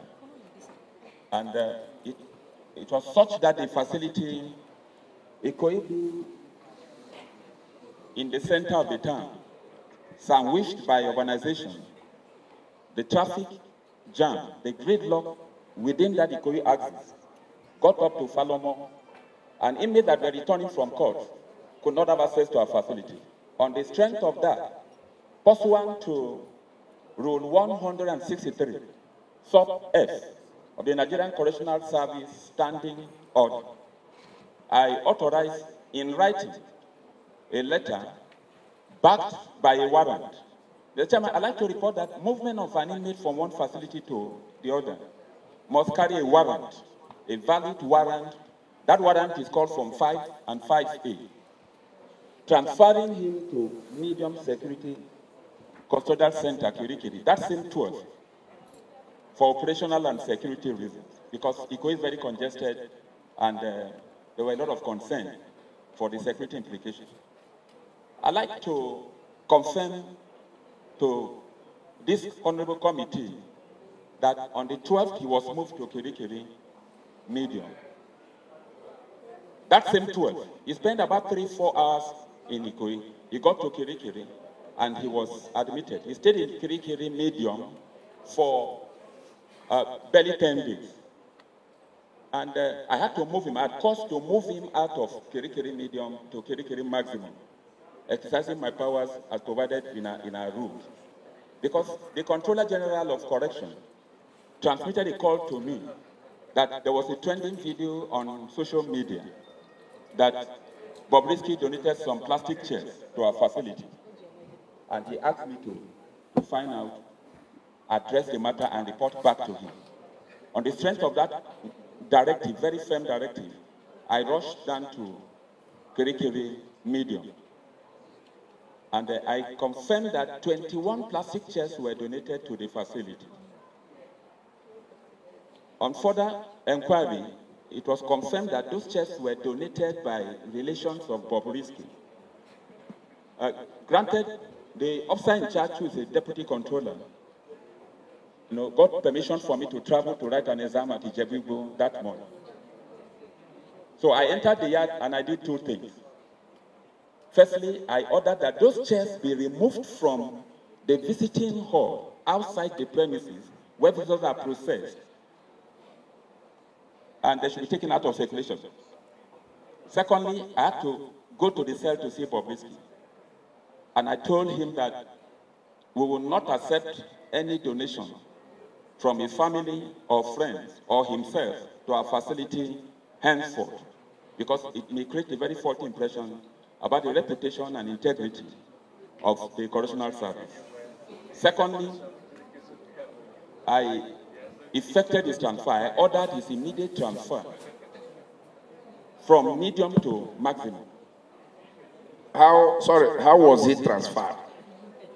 Did you carry him in your private vehicle to the maximum, or did you not? I followed them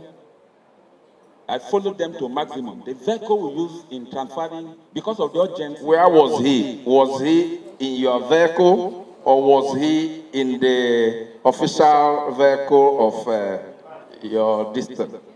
He was in my official vehicle, the operational Hilux, because courts were in session and the other operational vehicles, because of the seriousness of the matter, I had to, the courts have, the inmates have gone to court with other vehicles. Is it official vehicle or your private vehicle? Operational vehicle. I have a flag car, the staff car with the flag, but I went to that facility since it was operational with an operational Hilux, official operational Hilux. I ordered the staff officer in Kirikiri medium. Normally, if you are transferring an inmate with a letter and the transfer warrant, there must be an escort. All the proper documentation were done for him to be transferred, the gate, the record office, and everything that has to do with his transfer, is available. He has been tendered. Have you submitted those things? It's been tendered. It's been tendered. Okay. It's been tendered. So on the 22nd, we moved under my supervision, because the Controller General was monitoring the development. We had to move him to maximum. He stayed in maximum from 22nd of April to the 5th of August when he was discharged from lawful custody upon expiration of his prison term. And with profound respect, Mr. Chairman, I'd like to clarify the issue of keeping Bobrisky in a single cell. Bobrisky stayed in P ward. P ward has a capacity of 240. He stayed in room 2. There are many single cells in that place. And it's the standard practice in the correctional service to classify it. We saw in Bobrisky a special case, especially in the sense that he's a transgender, and allow him to stay in the general cell with other inmates could create a bigger problem. Firstly, he could be bullied, he could be violated, and it would be a major problem for us. And it's important to tell this committee that Bobrisky was not the only person staying in single cell. There are many inmates staying in single cell. We have a very important case we manage again. The same week Bobrisky came to Kirikiri Medium, we admitted, I have the warrant here, we admitted another inmate from a certain part of the country, a trailer driver, and he is a hermaphrodite. Our men in Kirikiri Medium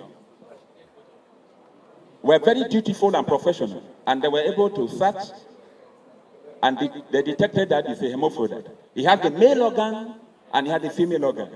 That inmate stayed in Kirikiri Medium from April to September. He just discharged from our facility. A trailer driver, and the charge is for stealing. He appeared before a magistrate court and they remanded him. And the deputy controller in charge did a professional job alongside his team, and they kept that inmate in a single cell. We kept the inmate in a single cell, because if we don't do that, there is classification of inmates in every facility. And the inmate is, the same inmate could not, an indigent inmate, he could not get a lawyer. The deputy controller in charge, Medium Security Control Center, would firm approval for me, got a legal representative to help that indigent inmate and approach the magistrate. He personally went to court to see the magistrate until the inmate was discharged from the facility. This is the letter he wrote and the warrant of that inmate, who is a hermaphrodite. The chairman, we never took Bobrisky out of our facility.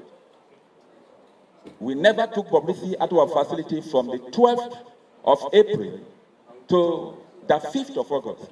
In fact, even when there was a need for medical attention, because I got very firm instruction from the control general that we should do our work professionally because of the reputation of the service. There was, at a point, there was a need for reference. By our regulations, the controller, only the controller can give approval for an inmate to be taken, giving referral to another hospital. But I never gave any approval for Bobrisky, even to get medical assistance outside. We have a clinic in Maximum, our doctors there and a medical team managed him until he left. He never left the facility. I say on oath, he served in a facility. Were you suspended too? I'm not suspended. I'm not under suspension, Mr. Chairman. Not even with the press release? No, I'm not under. It didn't affect you? No, it didn't affect me. I supervise it. Okay, members, we have had him. Do you still have other things to say, or can you round up so that you can take one or two questions?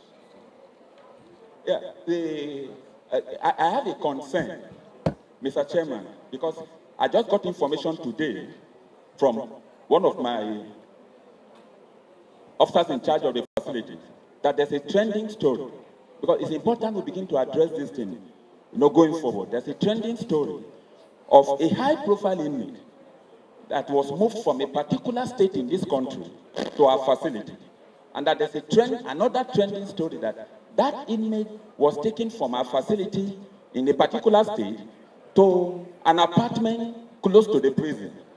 And as the story is gaining traction, it may come to you very soon and to this honorable committee. So we do our work professionally because the service have zero tolerance for all forms of unprofessional conduct, unethical conduct, and no staff will. To manage an inmate in custody, so many hands are involved. An officer in charge of a facility cannot take an inmate out of the cell, out of the yard. This one you are talking about now is not why we are here. So let us deal with this one that has brought us here. Thank you, and Mr. conclude it. So can we take just three direct questions to him? Let me start from Gio. Thank you, Mr. Chairman.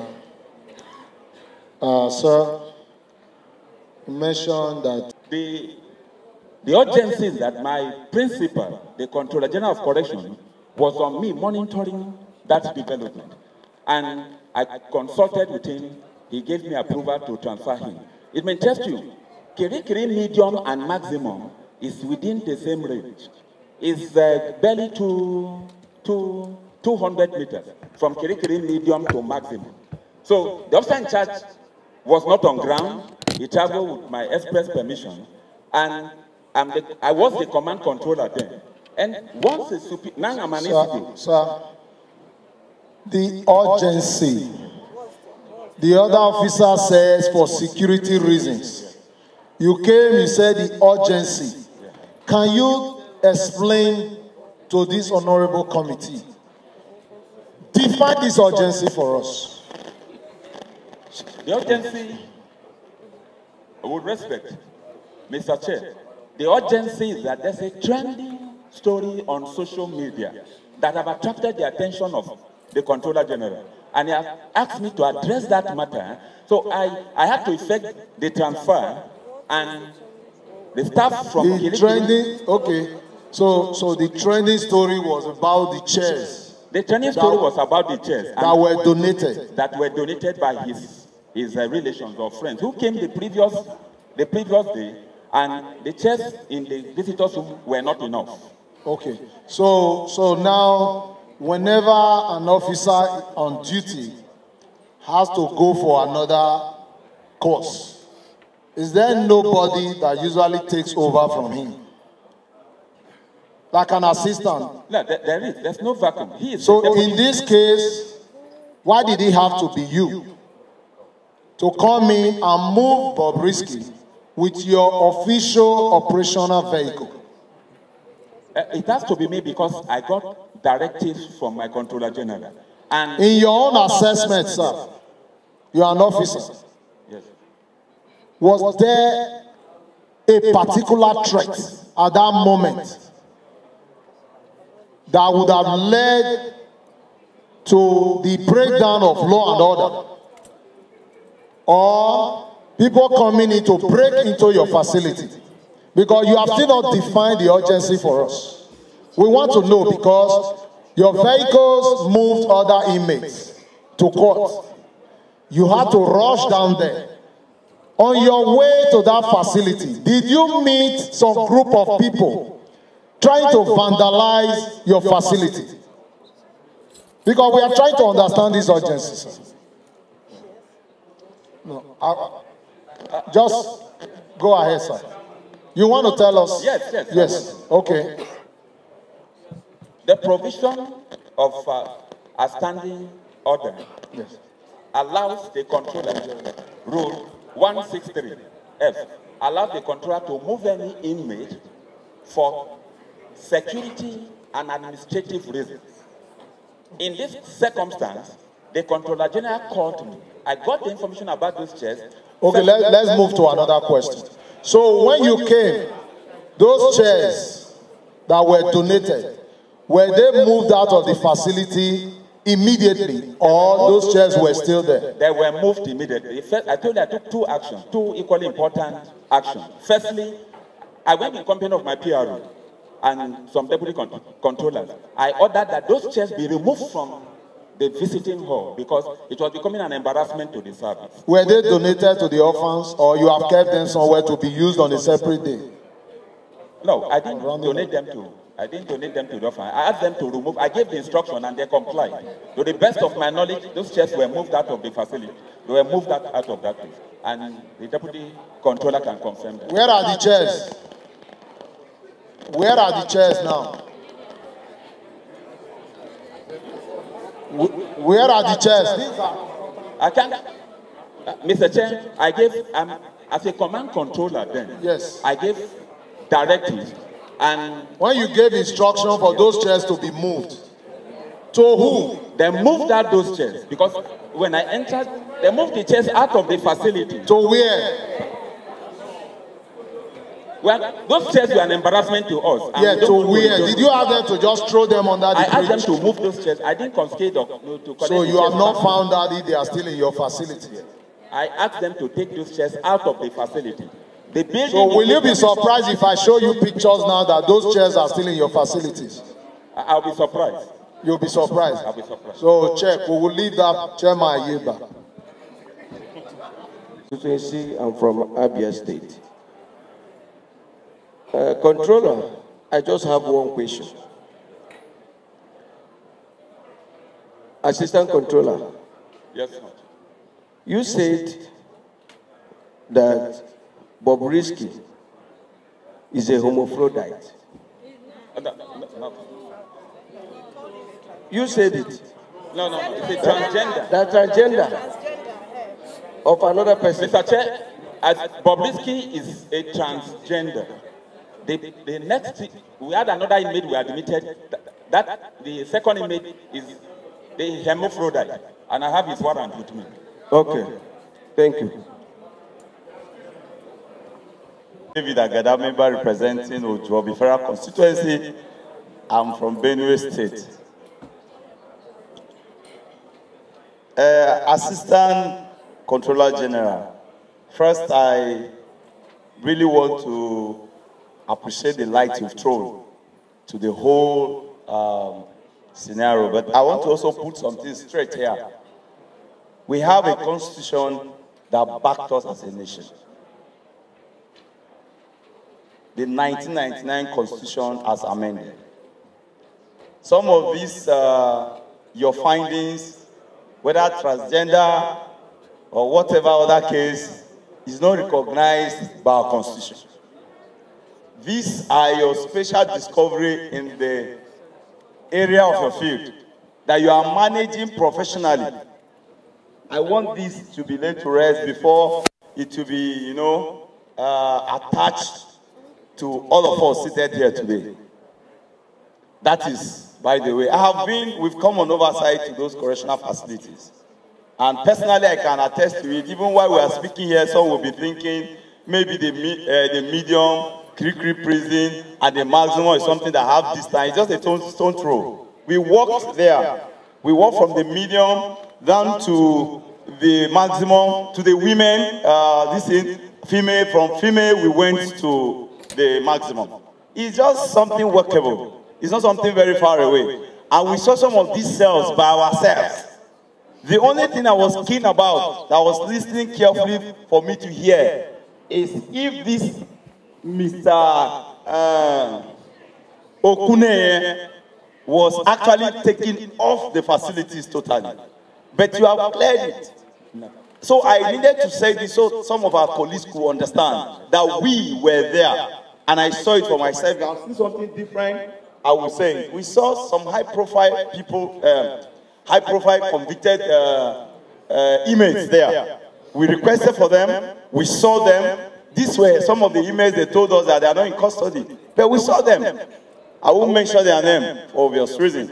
And then some of these things that are being said are also of high security intel. It's because we are following the directive of Mr. Chairman.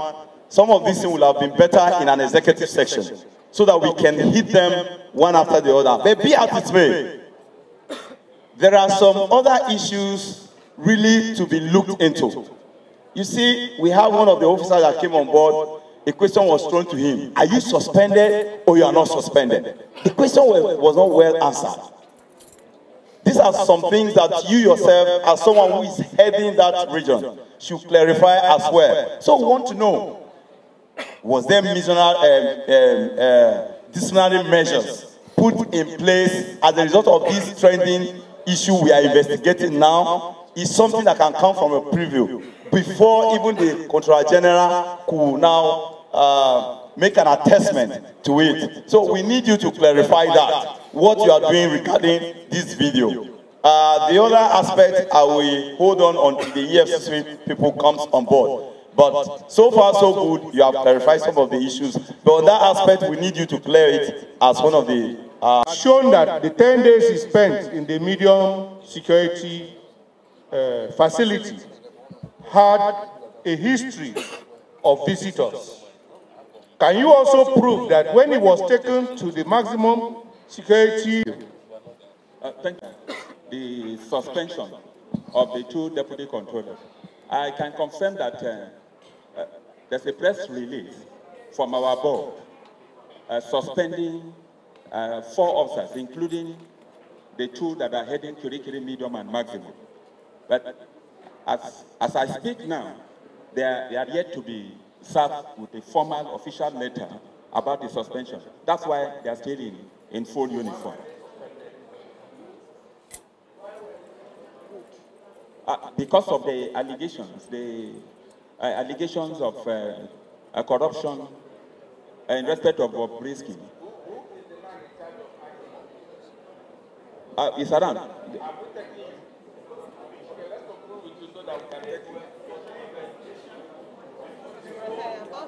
I'm superior to him. It's a deputy controller.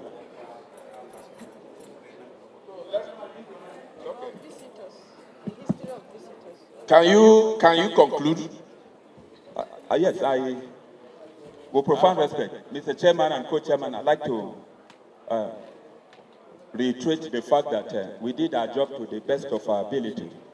And Bobrisky had been in our custody from the 12th of April to the 5th of August when he was properly discharged. In both medium and maximum facility Kirikiri, we have impeccable records of all the management, including visitors, warrant, the biometrics of Bobrisky is in maximum, is in medium, and is in Ikoi.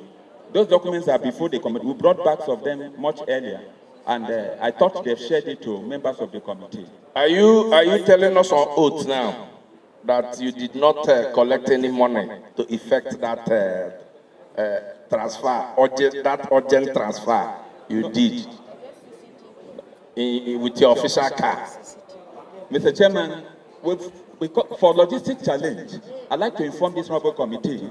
I've had cause severally to use my official operational car for court duties. At times, I detailed the vehicle from Ikoi when I was controller, from Alagon Close, to go to Ikoi to assist them because of the challenge of acute shortage of vehicles. So it was not out of place for me to, and given the fact that it was next door, to move to the place. Because if I didn't do that, the Controller General would have sanctioned me. Because he asked me to address this matter. Let's stop saying this story that was trending. It's okay. It's okay. Let's have the man in charge of. Do solemnly swear that the evidence I shall give to this committee shall be the truth, the whole truth, and nothing but the truth. So help me God.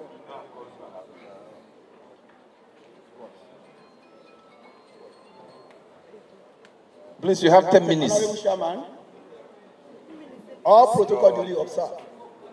I, DCC Sikiru Kamaru Adekunle, took over the Maximum Custodial Center on the 9th of June 2024 on transfer from male prison Ondo Shegede. I'm not the one that received Bobrisky Idris Okuneye on transfer from medium. It was received by a retired DCC whom I took over from, though he's alive. And I managed Idris Okuneye under my watch from the 9th of June till 5th of August, when I discharged him accordingly. The discharge warrant, the discharge certificate is here, submitted. The original warrant is here, submitted as well. And I took pain to gather all the receipt parts right away from the month of April, May, June, and July, because the record were intact. All this document was submitted, sir. Okay, Patrick. This is not supposed to be your question. I should have handled it with your superior. Since you're here, now, it seems a caricature of the Nigerian Correctional Service that there will be a press release suspending officers, and your superior steps up here or steps out here and says they have not been personally served, and so they are still in uniform. Is that how is that how it works there? Sir, this is a regimental service. If you are not very cautionary of the word you use, one might still be dead switch on it. Honestly, it is like everybody had on paper, on here, that myself and my colleague from Medium was suspended. But up to today, there is no letter to the effect. Have you taken steps to verify if you're still in service or suspended from service as a dutiful officer? As a dutiful officer, if somebody is on suspension that is heading such a custodial institution with immediate effect, there will be somebody to replace him. So far, there is nobody is there to take over from me. I should maintain the ground for the safety of the country. So kindly confirm that the suspension was a farce. Not yet reversed, but as it's on paper, I hope. No, are you confirming that? Okay, I think my word now. Are you confirming to this parliament that the suspension was fake?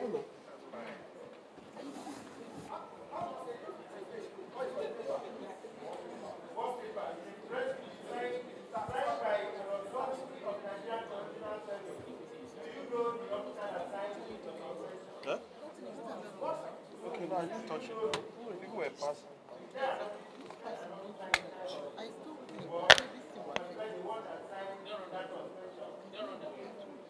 The battery. They need to on it. It's on permanent.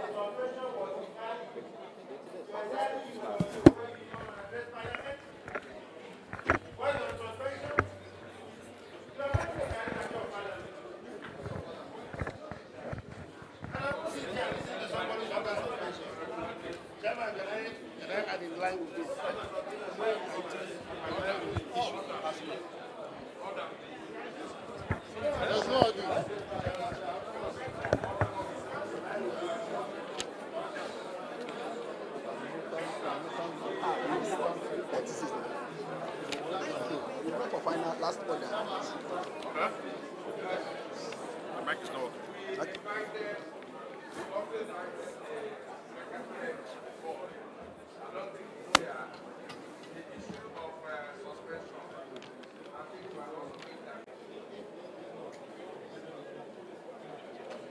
Aye, then you mention your name. Aye, hello, Baba. Do solemnly swear Do solemnly swear that the evidence I shall give to this committee shall be the truth, the whole truth, the whole truth, and nothing but the truth. and nothing but the truth.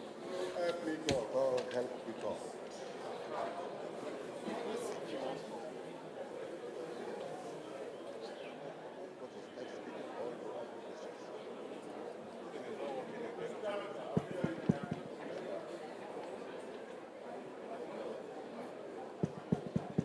So, as the name implies,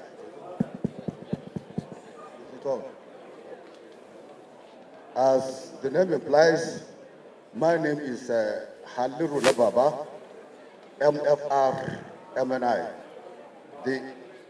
As the name implies, my name is Haliru Baba, MFR MNI, the Controller General of Nigeria Correctional Service. The presentation being made by the Controller of Corrections in Lagos State that Bobrisky has served his sentence is actually true.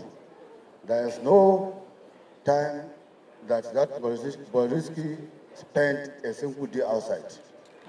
On the second issue of suspension, the officers concerned were duly suspended by the board to pave way for investigation. That is where we are now. And the letters will come today because it was on Friday. The letters will come today from the board. That's all.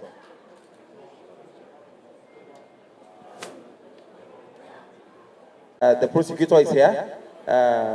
Belukisu, yes, not Rotimi Oyedipo. So if the committee wants her to make a presentation, she's here, but not Rotimi Oyedipo. She was not the one. But I would like to also, yes, the prosecutor is here in court. Yes. Thank you.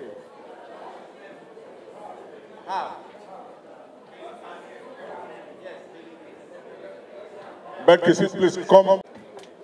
The CCTV camera recordings showing Mr. Idris in the correctional facility in that maximum, within that duration, you have to prepare it and also tender it to us.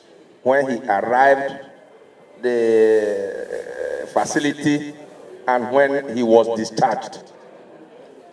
Take note of that. Mr. Chairman, sir. Mr. Chairman, can we... Bilkisu Buhari do solemnly swear that the evidence I shall give to this committee shall be the truth, the whole truth, and nothing but the truth. So help me God.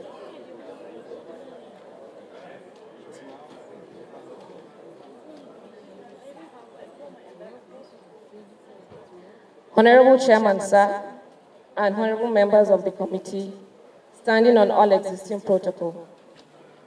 Sir, the Special Duty Legal of the Lagos Directorate received the case file of Idris Okuneye, aka Bobrisky, on the 4th of April, 2024. After the receipt of the case file, my team sat down to come up with the case plan and proceed with the case. That in the course of carrying out the commission, in a bid to curb the mutilation and naira abuse, set up a special task force to look into this offense. And Bobrisky was apprehended in the course of that. Sir, in the case file, the statement of the ex-convict confessed inter alia that Bob Express is not registered with SCUMO, that is Special Control Unit Against Money Laundering, because I'm not aware of it. Ignorance of the law is not an excuse, which informed our decision to charge him for not rendering returns contrary to the Money Laundering Act, Section 6(1), and punishable under Section 19 of the same Act. However, on the 5th of April 2024, we moved a motion for the Honorable Court to hear the matter because it was a vacation matter, and we were granted leave to proceed with trial.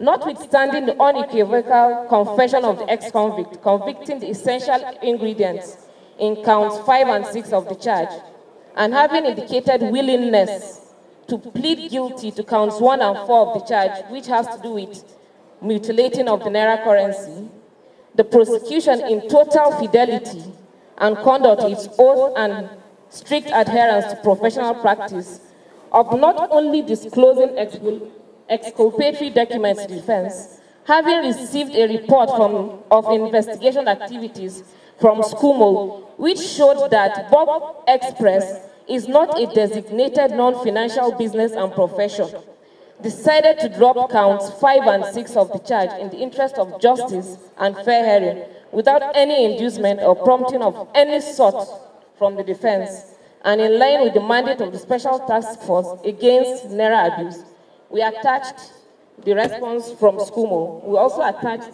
the charge showing counts 1 to 6. There was no amendment of charge.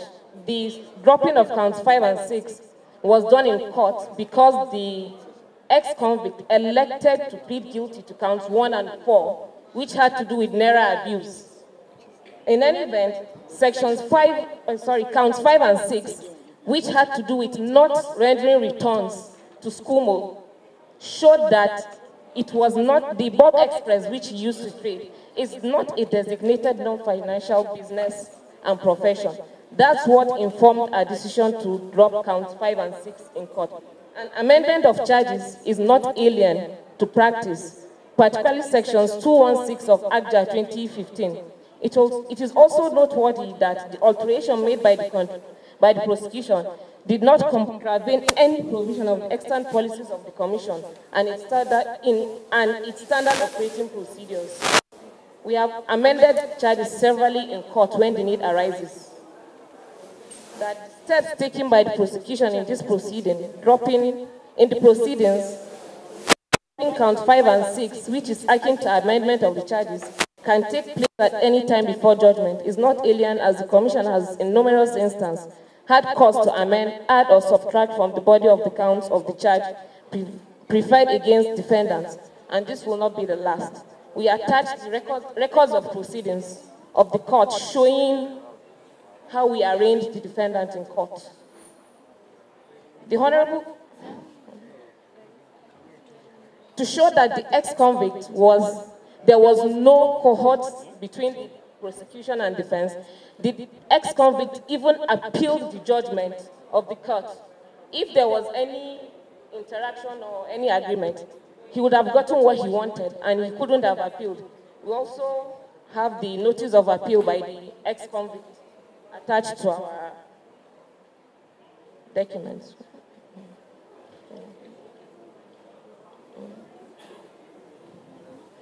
We also attached a copy of the charge, the record of proceedings, and the memo setting up the Special Task Force that investigated the case of the ex-convict. So I want to state categorically that there was no form of financial inducement to any member of the Commission, especially the prosecution team, in respect of this matter. All we did was we carried out our duty as regards to our core values of professionalism and the ethics that I took as a legal practitioner to prosecute and not persecute anybody. We are most grateful.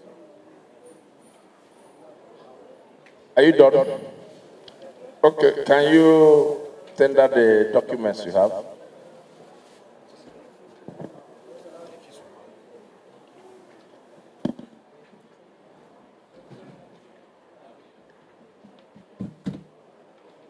Okay, dear colleagues, do you have anybody who wants to ask?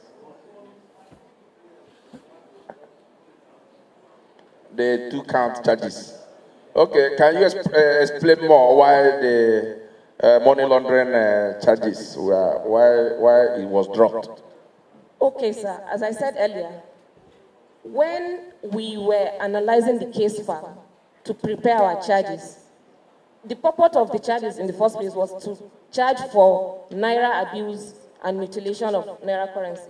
But then the defendant confessed that Bob Express, we attached his statement wherein he proffered this confession.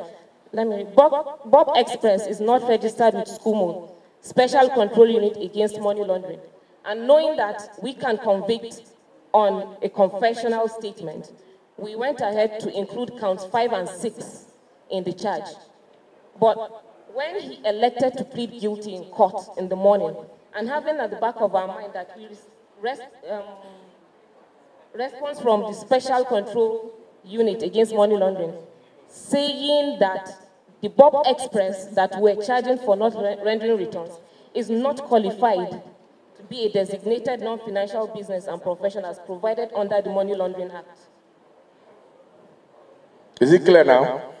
Okay. Do we have any other person? Okay. If we don't have any other person, I think EFCC, what they have is the main allegation against them is dropping of this charge, that they collected money to drop the money laundering charge, which she has said emphatically that they did not collect money. It's left for the committee to do our own investigation to know what they are saying, whether it's the fact or not. She has also said originally it was 6 count. They were charging for 6 counts, but she has explained why they had to drop the money laundering charge. So on that note, dear colleagues, the day is fast spent. I want one of us to move that we adjourn. Okay.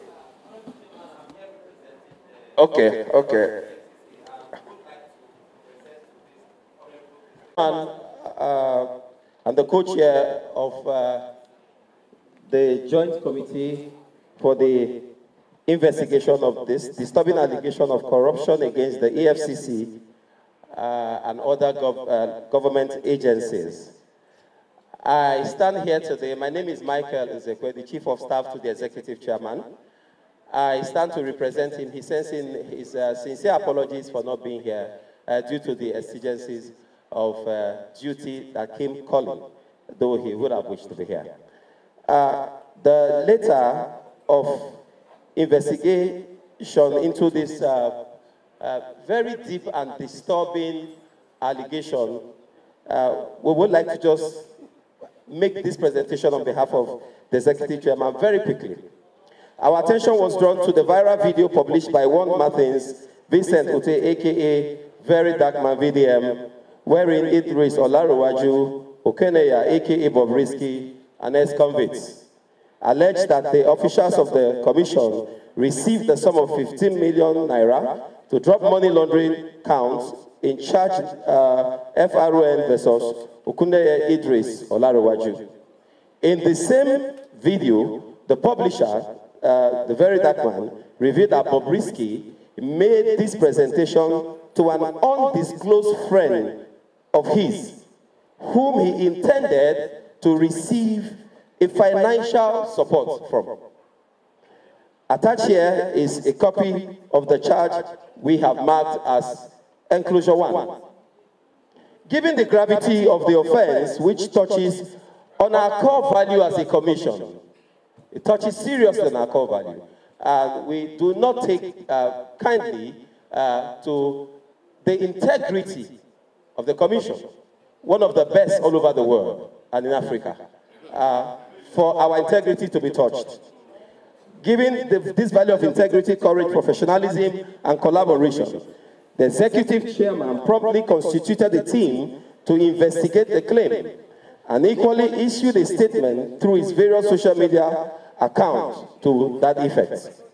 While his investigation is still ongoing, the Executive Chairman received from this Honorable House an invitation directing his appearance and the concerned officers of the Commission before this Honorable Committee for an investigative hearing. Upon close scrutiny and analysis of that video that gave rise to this investigative hearing, the Commission observed the following: that the published and widely circulated video contained a private conversation between the ex-convict and a yet-to-be-identified individual who, in an attempt to obtain monetary benefit, alleged the compromises and the compromise of the officers of the Commission, the Nigerian Correctional Service, a private legal practitioner, Femi Falana, SAN, and a private and Fals, the bad guy. That in an attempt to induce and convince the yet-to-be-identified individual into parting with his money, the ex-convict alleged that the sum of 15 million naira was demanded by the officers of the Commission to drop the count of money laundering counts in counts 5 and 6 of the charge sheet, and that he could not transfer the said sum from his account because of the investigation, thereby inferring that the said account was frozen. That at the time he was demanding for this money and claimed his accounts were frozen or under investigation, the commission never, at no time in the course of investigation, placed the account of the ex-convicts under post-no debit. His account was never frozen throughout the period of investigation. Whereas the ex-convict mentioned the names of his friends who raised various sums of money and credited same to the account of his brother. The names of the officers of the commission that allegedly collected the bribe were not disclosed by the ex-convicts. Also, the mode, the place, date and time of the delivery of the alleged bribe or to an account where it was paid was not disclosed by the ex-convicts. Arising from the above observation, the Commission wishes to state categorically as follows. In view of the prevalent nature of the currency, mutilation and abuse of the Naira, which has been expressly criminalized by Section 21 of the CBN Act 2027, the Commission, in a bid to curb the said offences and in the discharge of its statutory duty, set up a special task force via a memo by the executive chairman to all his directorates. Now, attached here with is also a copy of the said memo marked as enclosure 2. As a result of the setting up of this special task force and the vigorous sensitization, investigation and prosecution, a number of convictions were secured, which has significantly stemmed this dangerous tide of abuse of the Naira, to which all Nigerians are witness today. It was in the course of carrying out its mandate that the Special Task Force of the Commission, Lagos Directorate, received intelligence which revealed 4 different videos of gross abuse of the Naira notes perpetrated by the ex-convicts, which warranted his investigation and prosecution. That on the 3rd of April 2024, the ex-convicts, while undergoing investigation, in his extrajudicial statement, confessed clearly inter alia, Bob Express is not registered as SCUMO, Special Control Unit Against Money Laundering. I'm not aware. Hence the inclusion of count 5 and 6, due to his own confession that Bob Express is not registered. So the prosecutors had to now include all of this and then did a further check on that. Now, in the body of the charge, this was included, wherein the defendant, now ex-convict, was alleged to have failed to submit to SCUMO a declaration of his activity, which is contrary to Section 6.1 of the Money Laundering Prevention and Prohibition Act 2022, and punishable under Section 19 of the same Act, in addition to the substantive offense of tampering with the Naira note as contained in count 1 to 4. However, on the 5th of April 2024, notwithstanding the unequivocal confession of the ex-convict, admitting the essential ingredients in count 5 and 6 of the charge, and having indicated willingness to plead guilty to count 1 and 4 of the charge, the prosecution, in total fidelity and candor to his oath and strict adherence to professional practice of not disclosing documents to their defense, having received a report of the investigation and activities from SCUMO, which show that Bob Express is not a designated non-financial business and profession, decided to drop counts 5 and 6 of the charge in the interest of justice and fair hearing, without any inducement or prompting of any sort from the defense, and in line with the memorandum of the mandate of the Special Task Force Against Naira Abuse. We have this also attached here and marked as Annexure 3. That the Honorable House is invited to note that alteration, amendment, addition of charges is known to law. Very known to law. Particularly Section 216 of the Administration of Criminal Justice Act 2015. It's also noteworthy to note that it is also worthy here to note that the alteration made by the prosecution did not contravene any provision of the extant policies of the Commission, nor its standard operating procedure. That the steps taken by the prosecution in proceeding to drop count 5 and 6, which is akin to amendment of the charges, can take place at any time before judgment is not alien, as the Commission has, in numerous instances, caused charges to be amended. You can see our attachment as enclosure 4. The Honorable House is urged to use this constitutional power to ensure that corruption and other vices are exposed, investigated, prosecuted, and also ensure that patriotic and dedicated officers are not blackmailed, demonized, and demoralized for faithfully serving and carrying out their lawful duties. That the Commission has been consistent in its advocacy, calling on all public with credible information on any alleged act of corruption involving any of its staff to come forward with evidence. This, the public is urged to do responsibly. Short of the ex-convicts and other accusers openly naming the officers of the Commission to whom they allege gave the bribe of 15 million naira in order to induce and influence the dropping of count 5 and 6 of the charge, bordering on money laundering, it is reasonable to infer that the ex-convict merely made up the story to convince the yet-to-be-identified person he was speaking with in order to obtain financial favor under the pretense by dropping the name of the Commission. We wish to draw the attention of the Honorable House to the fact that the onus of proving these grievous allegations against officers of the Commission rests squarely on the accusers in this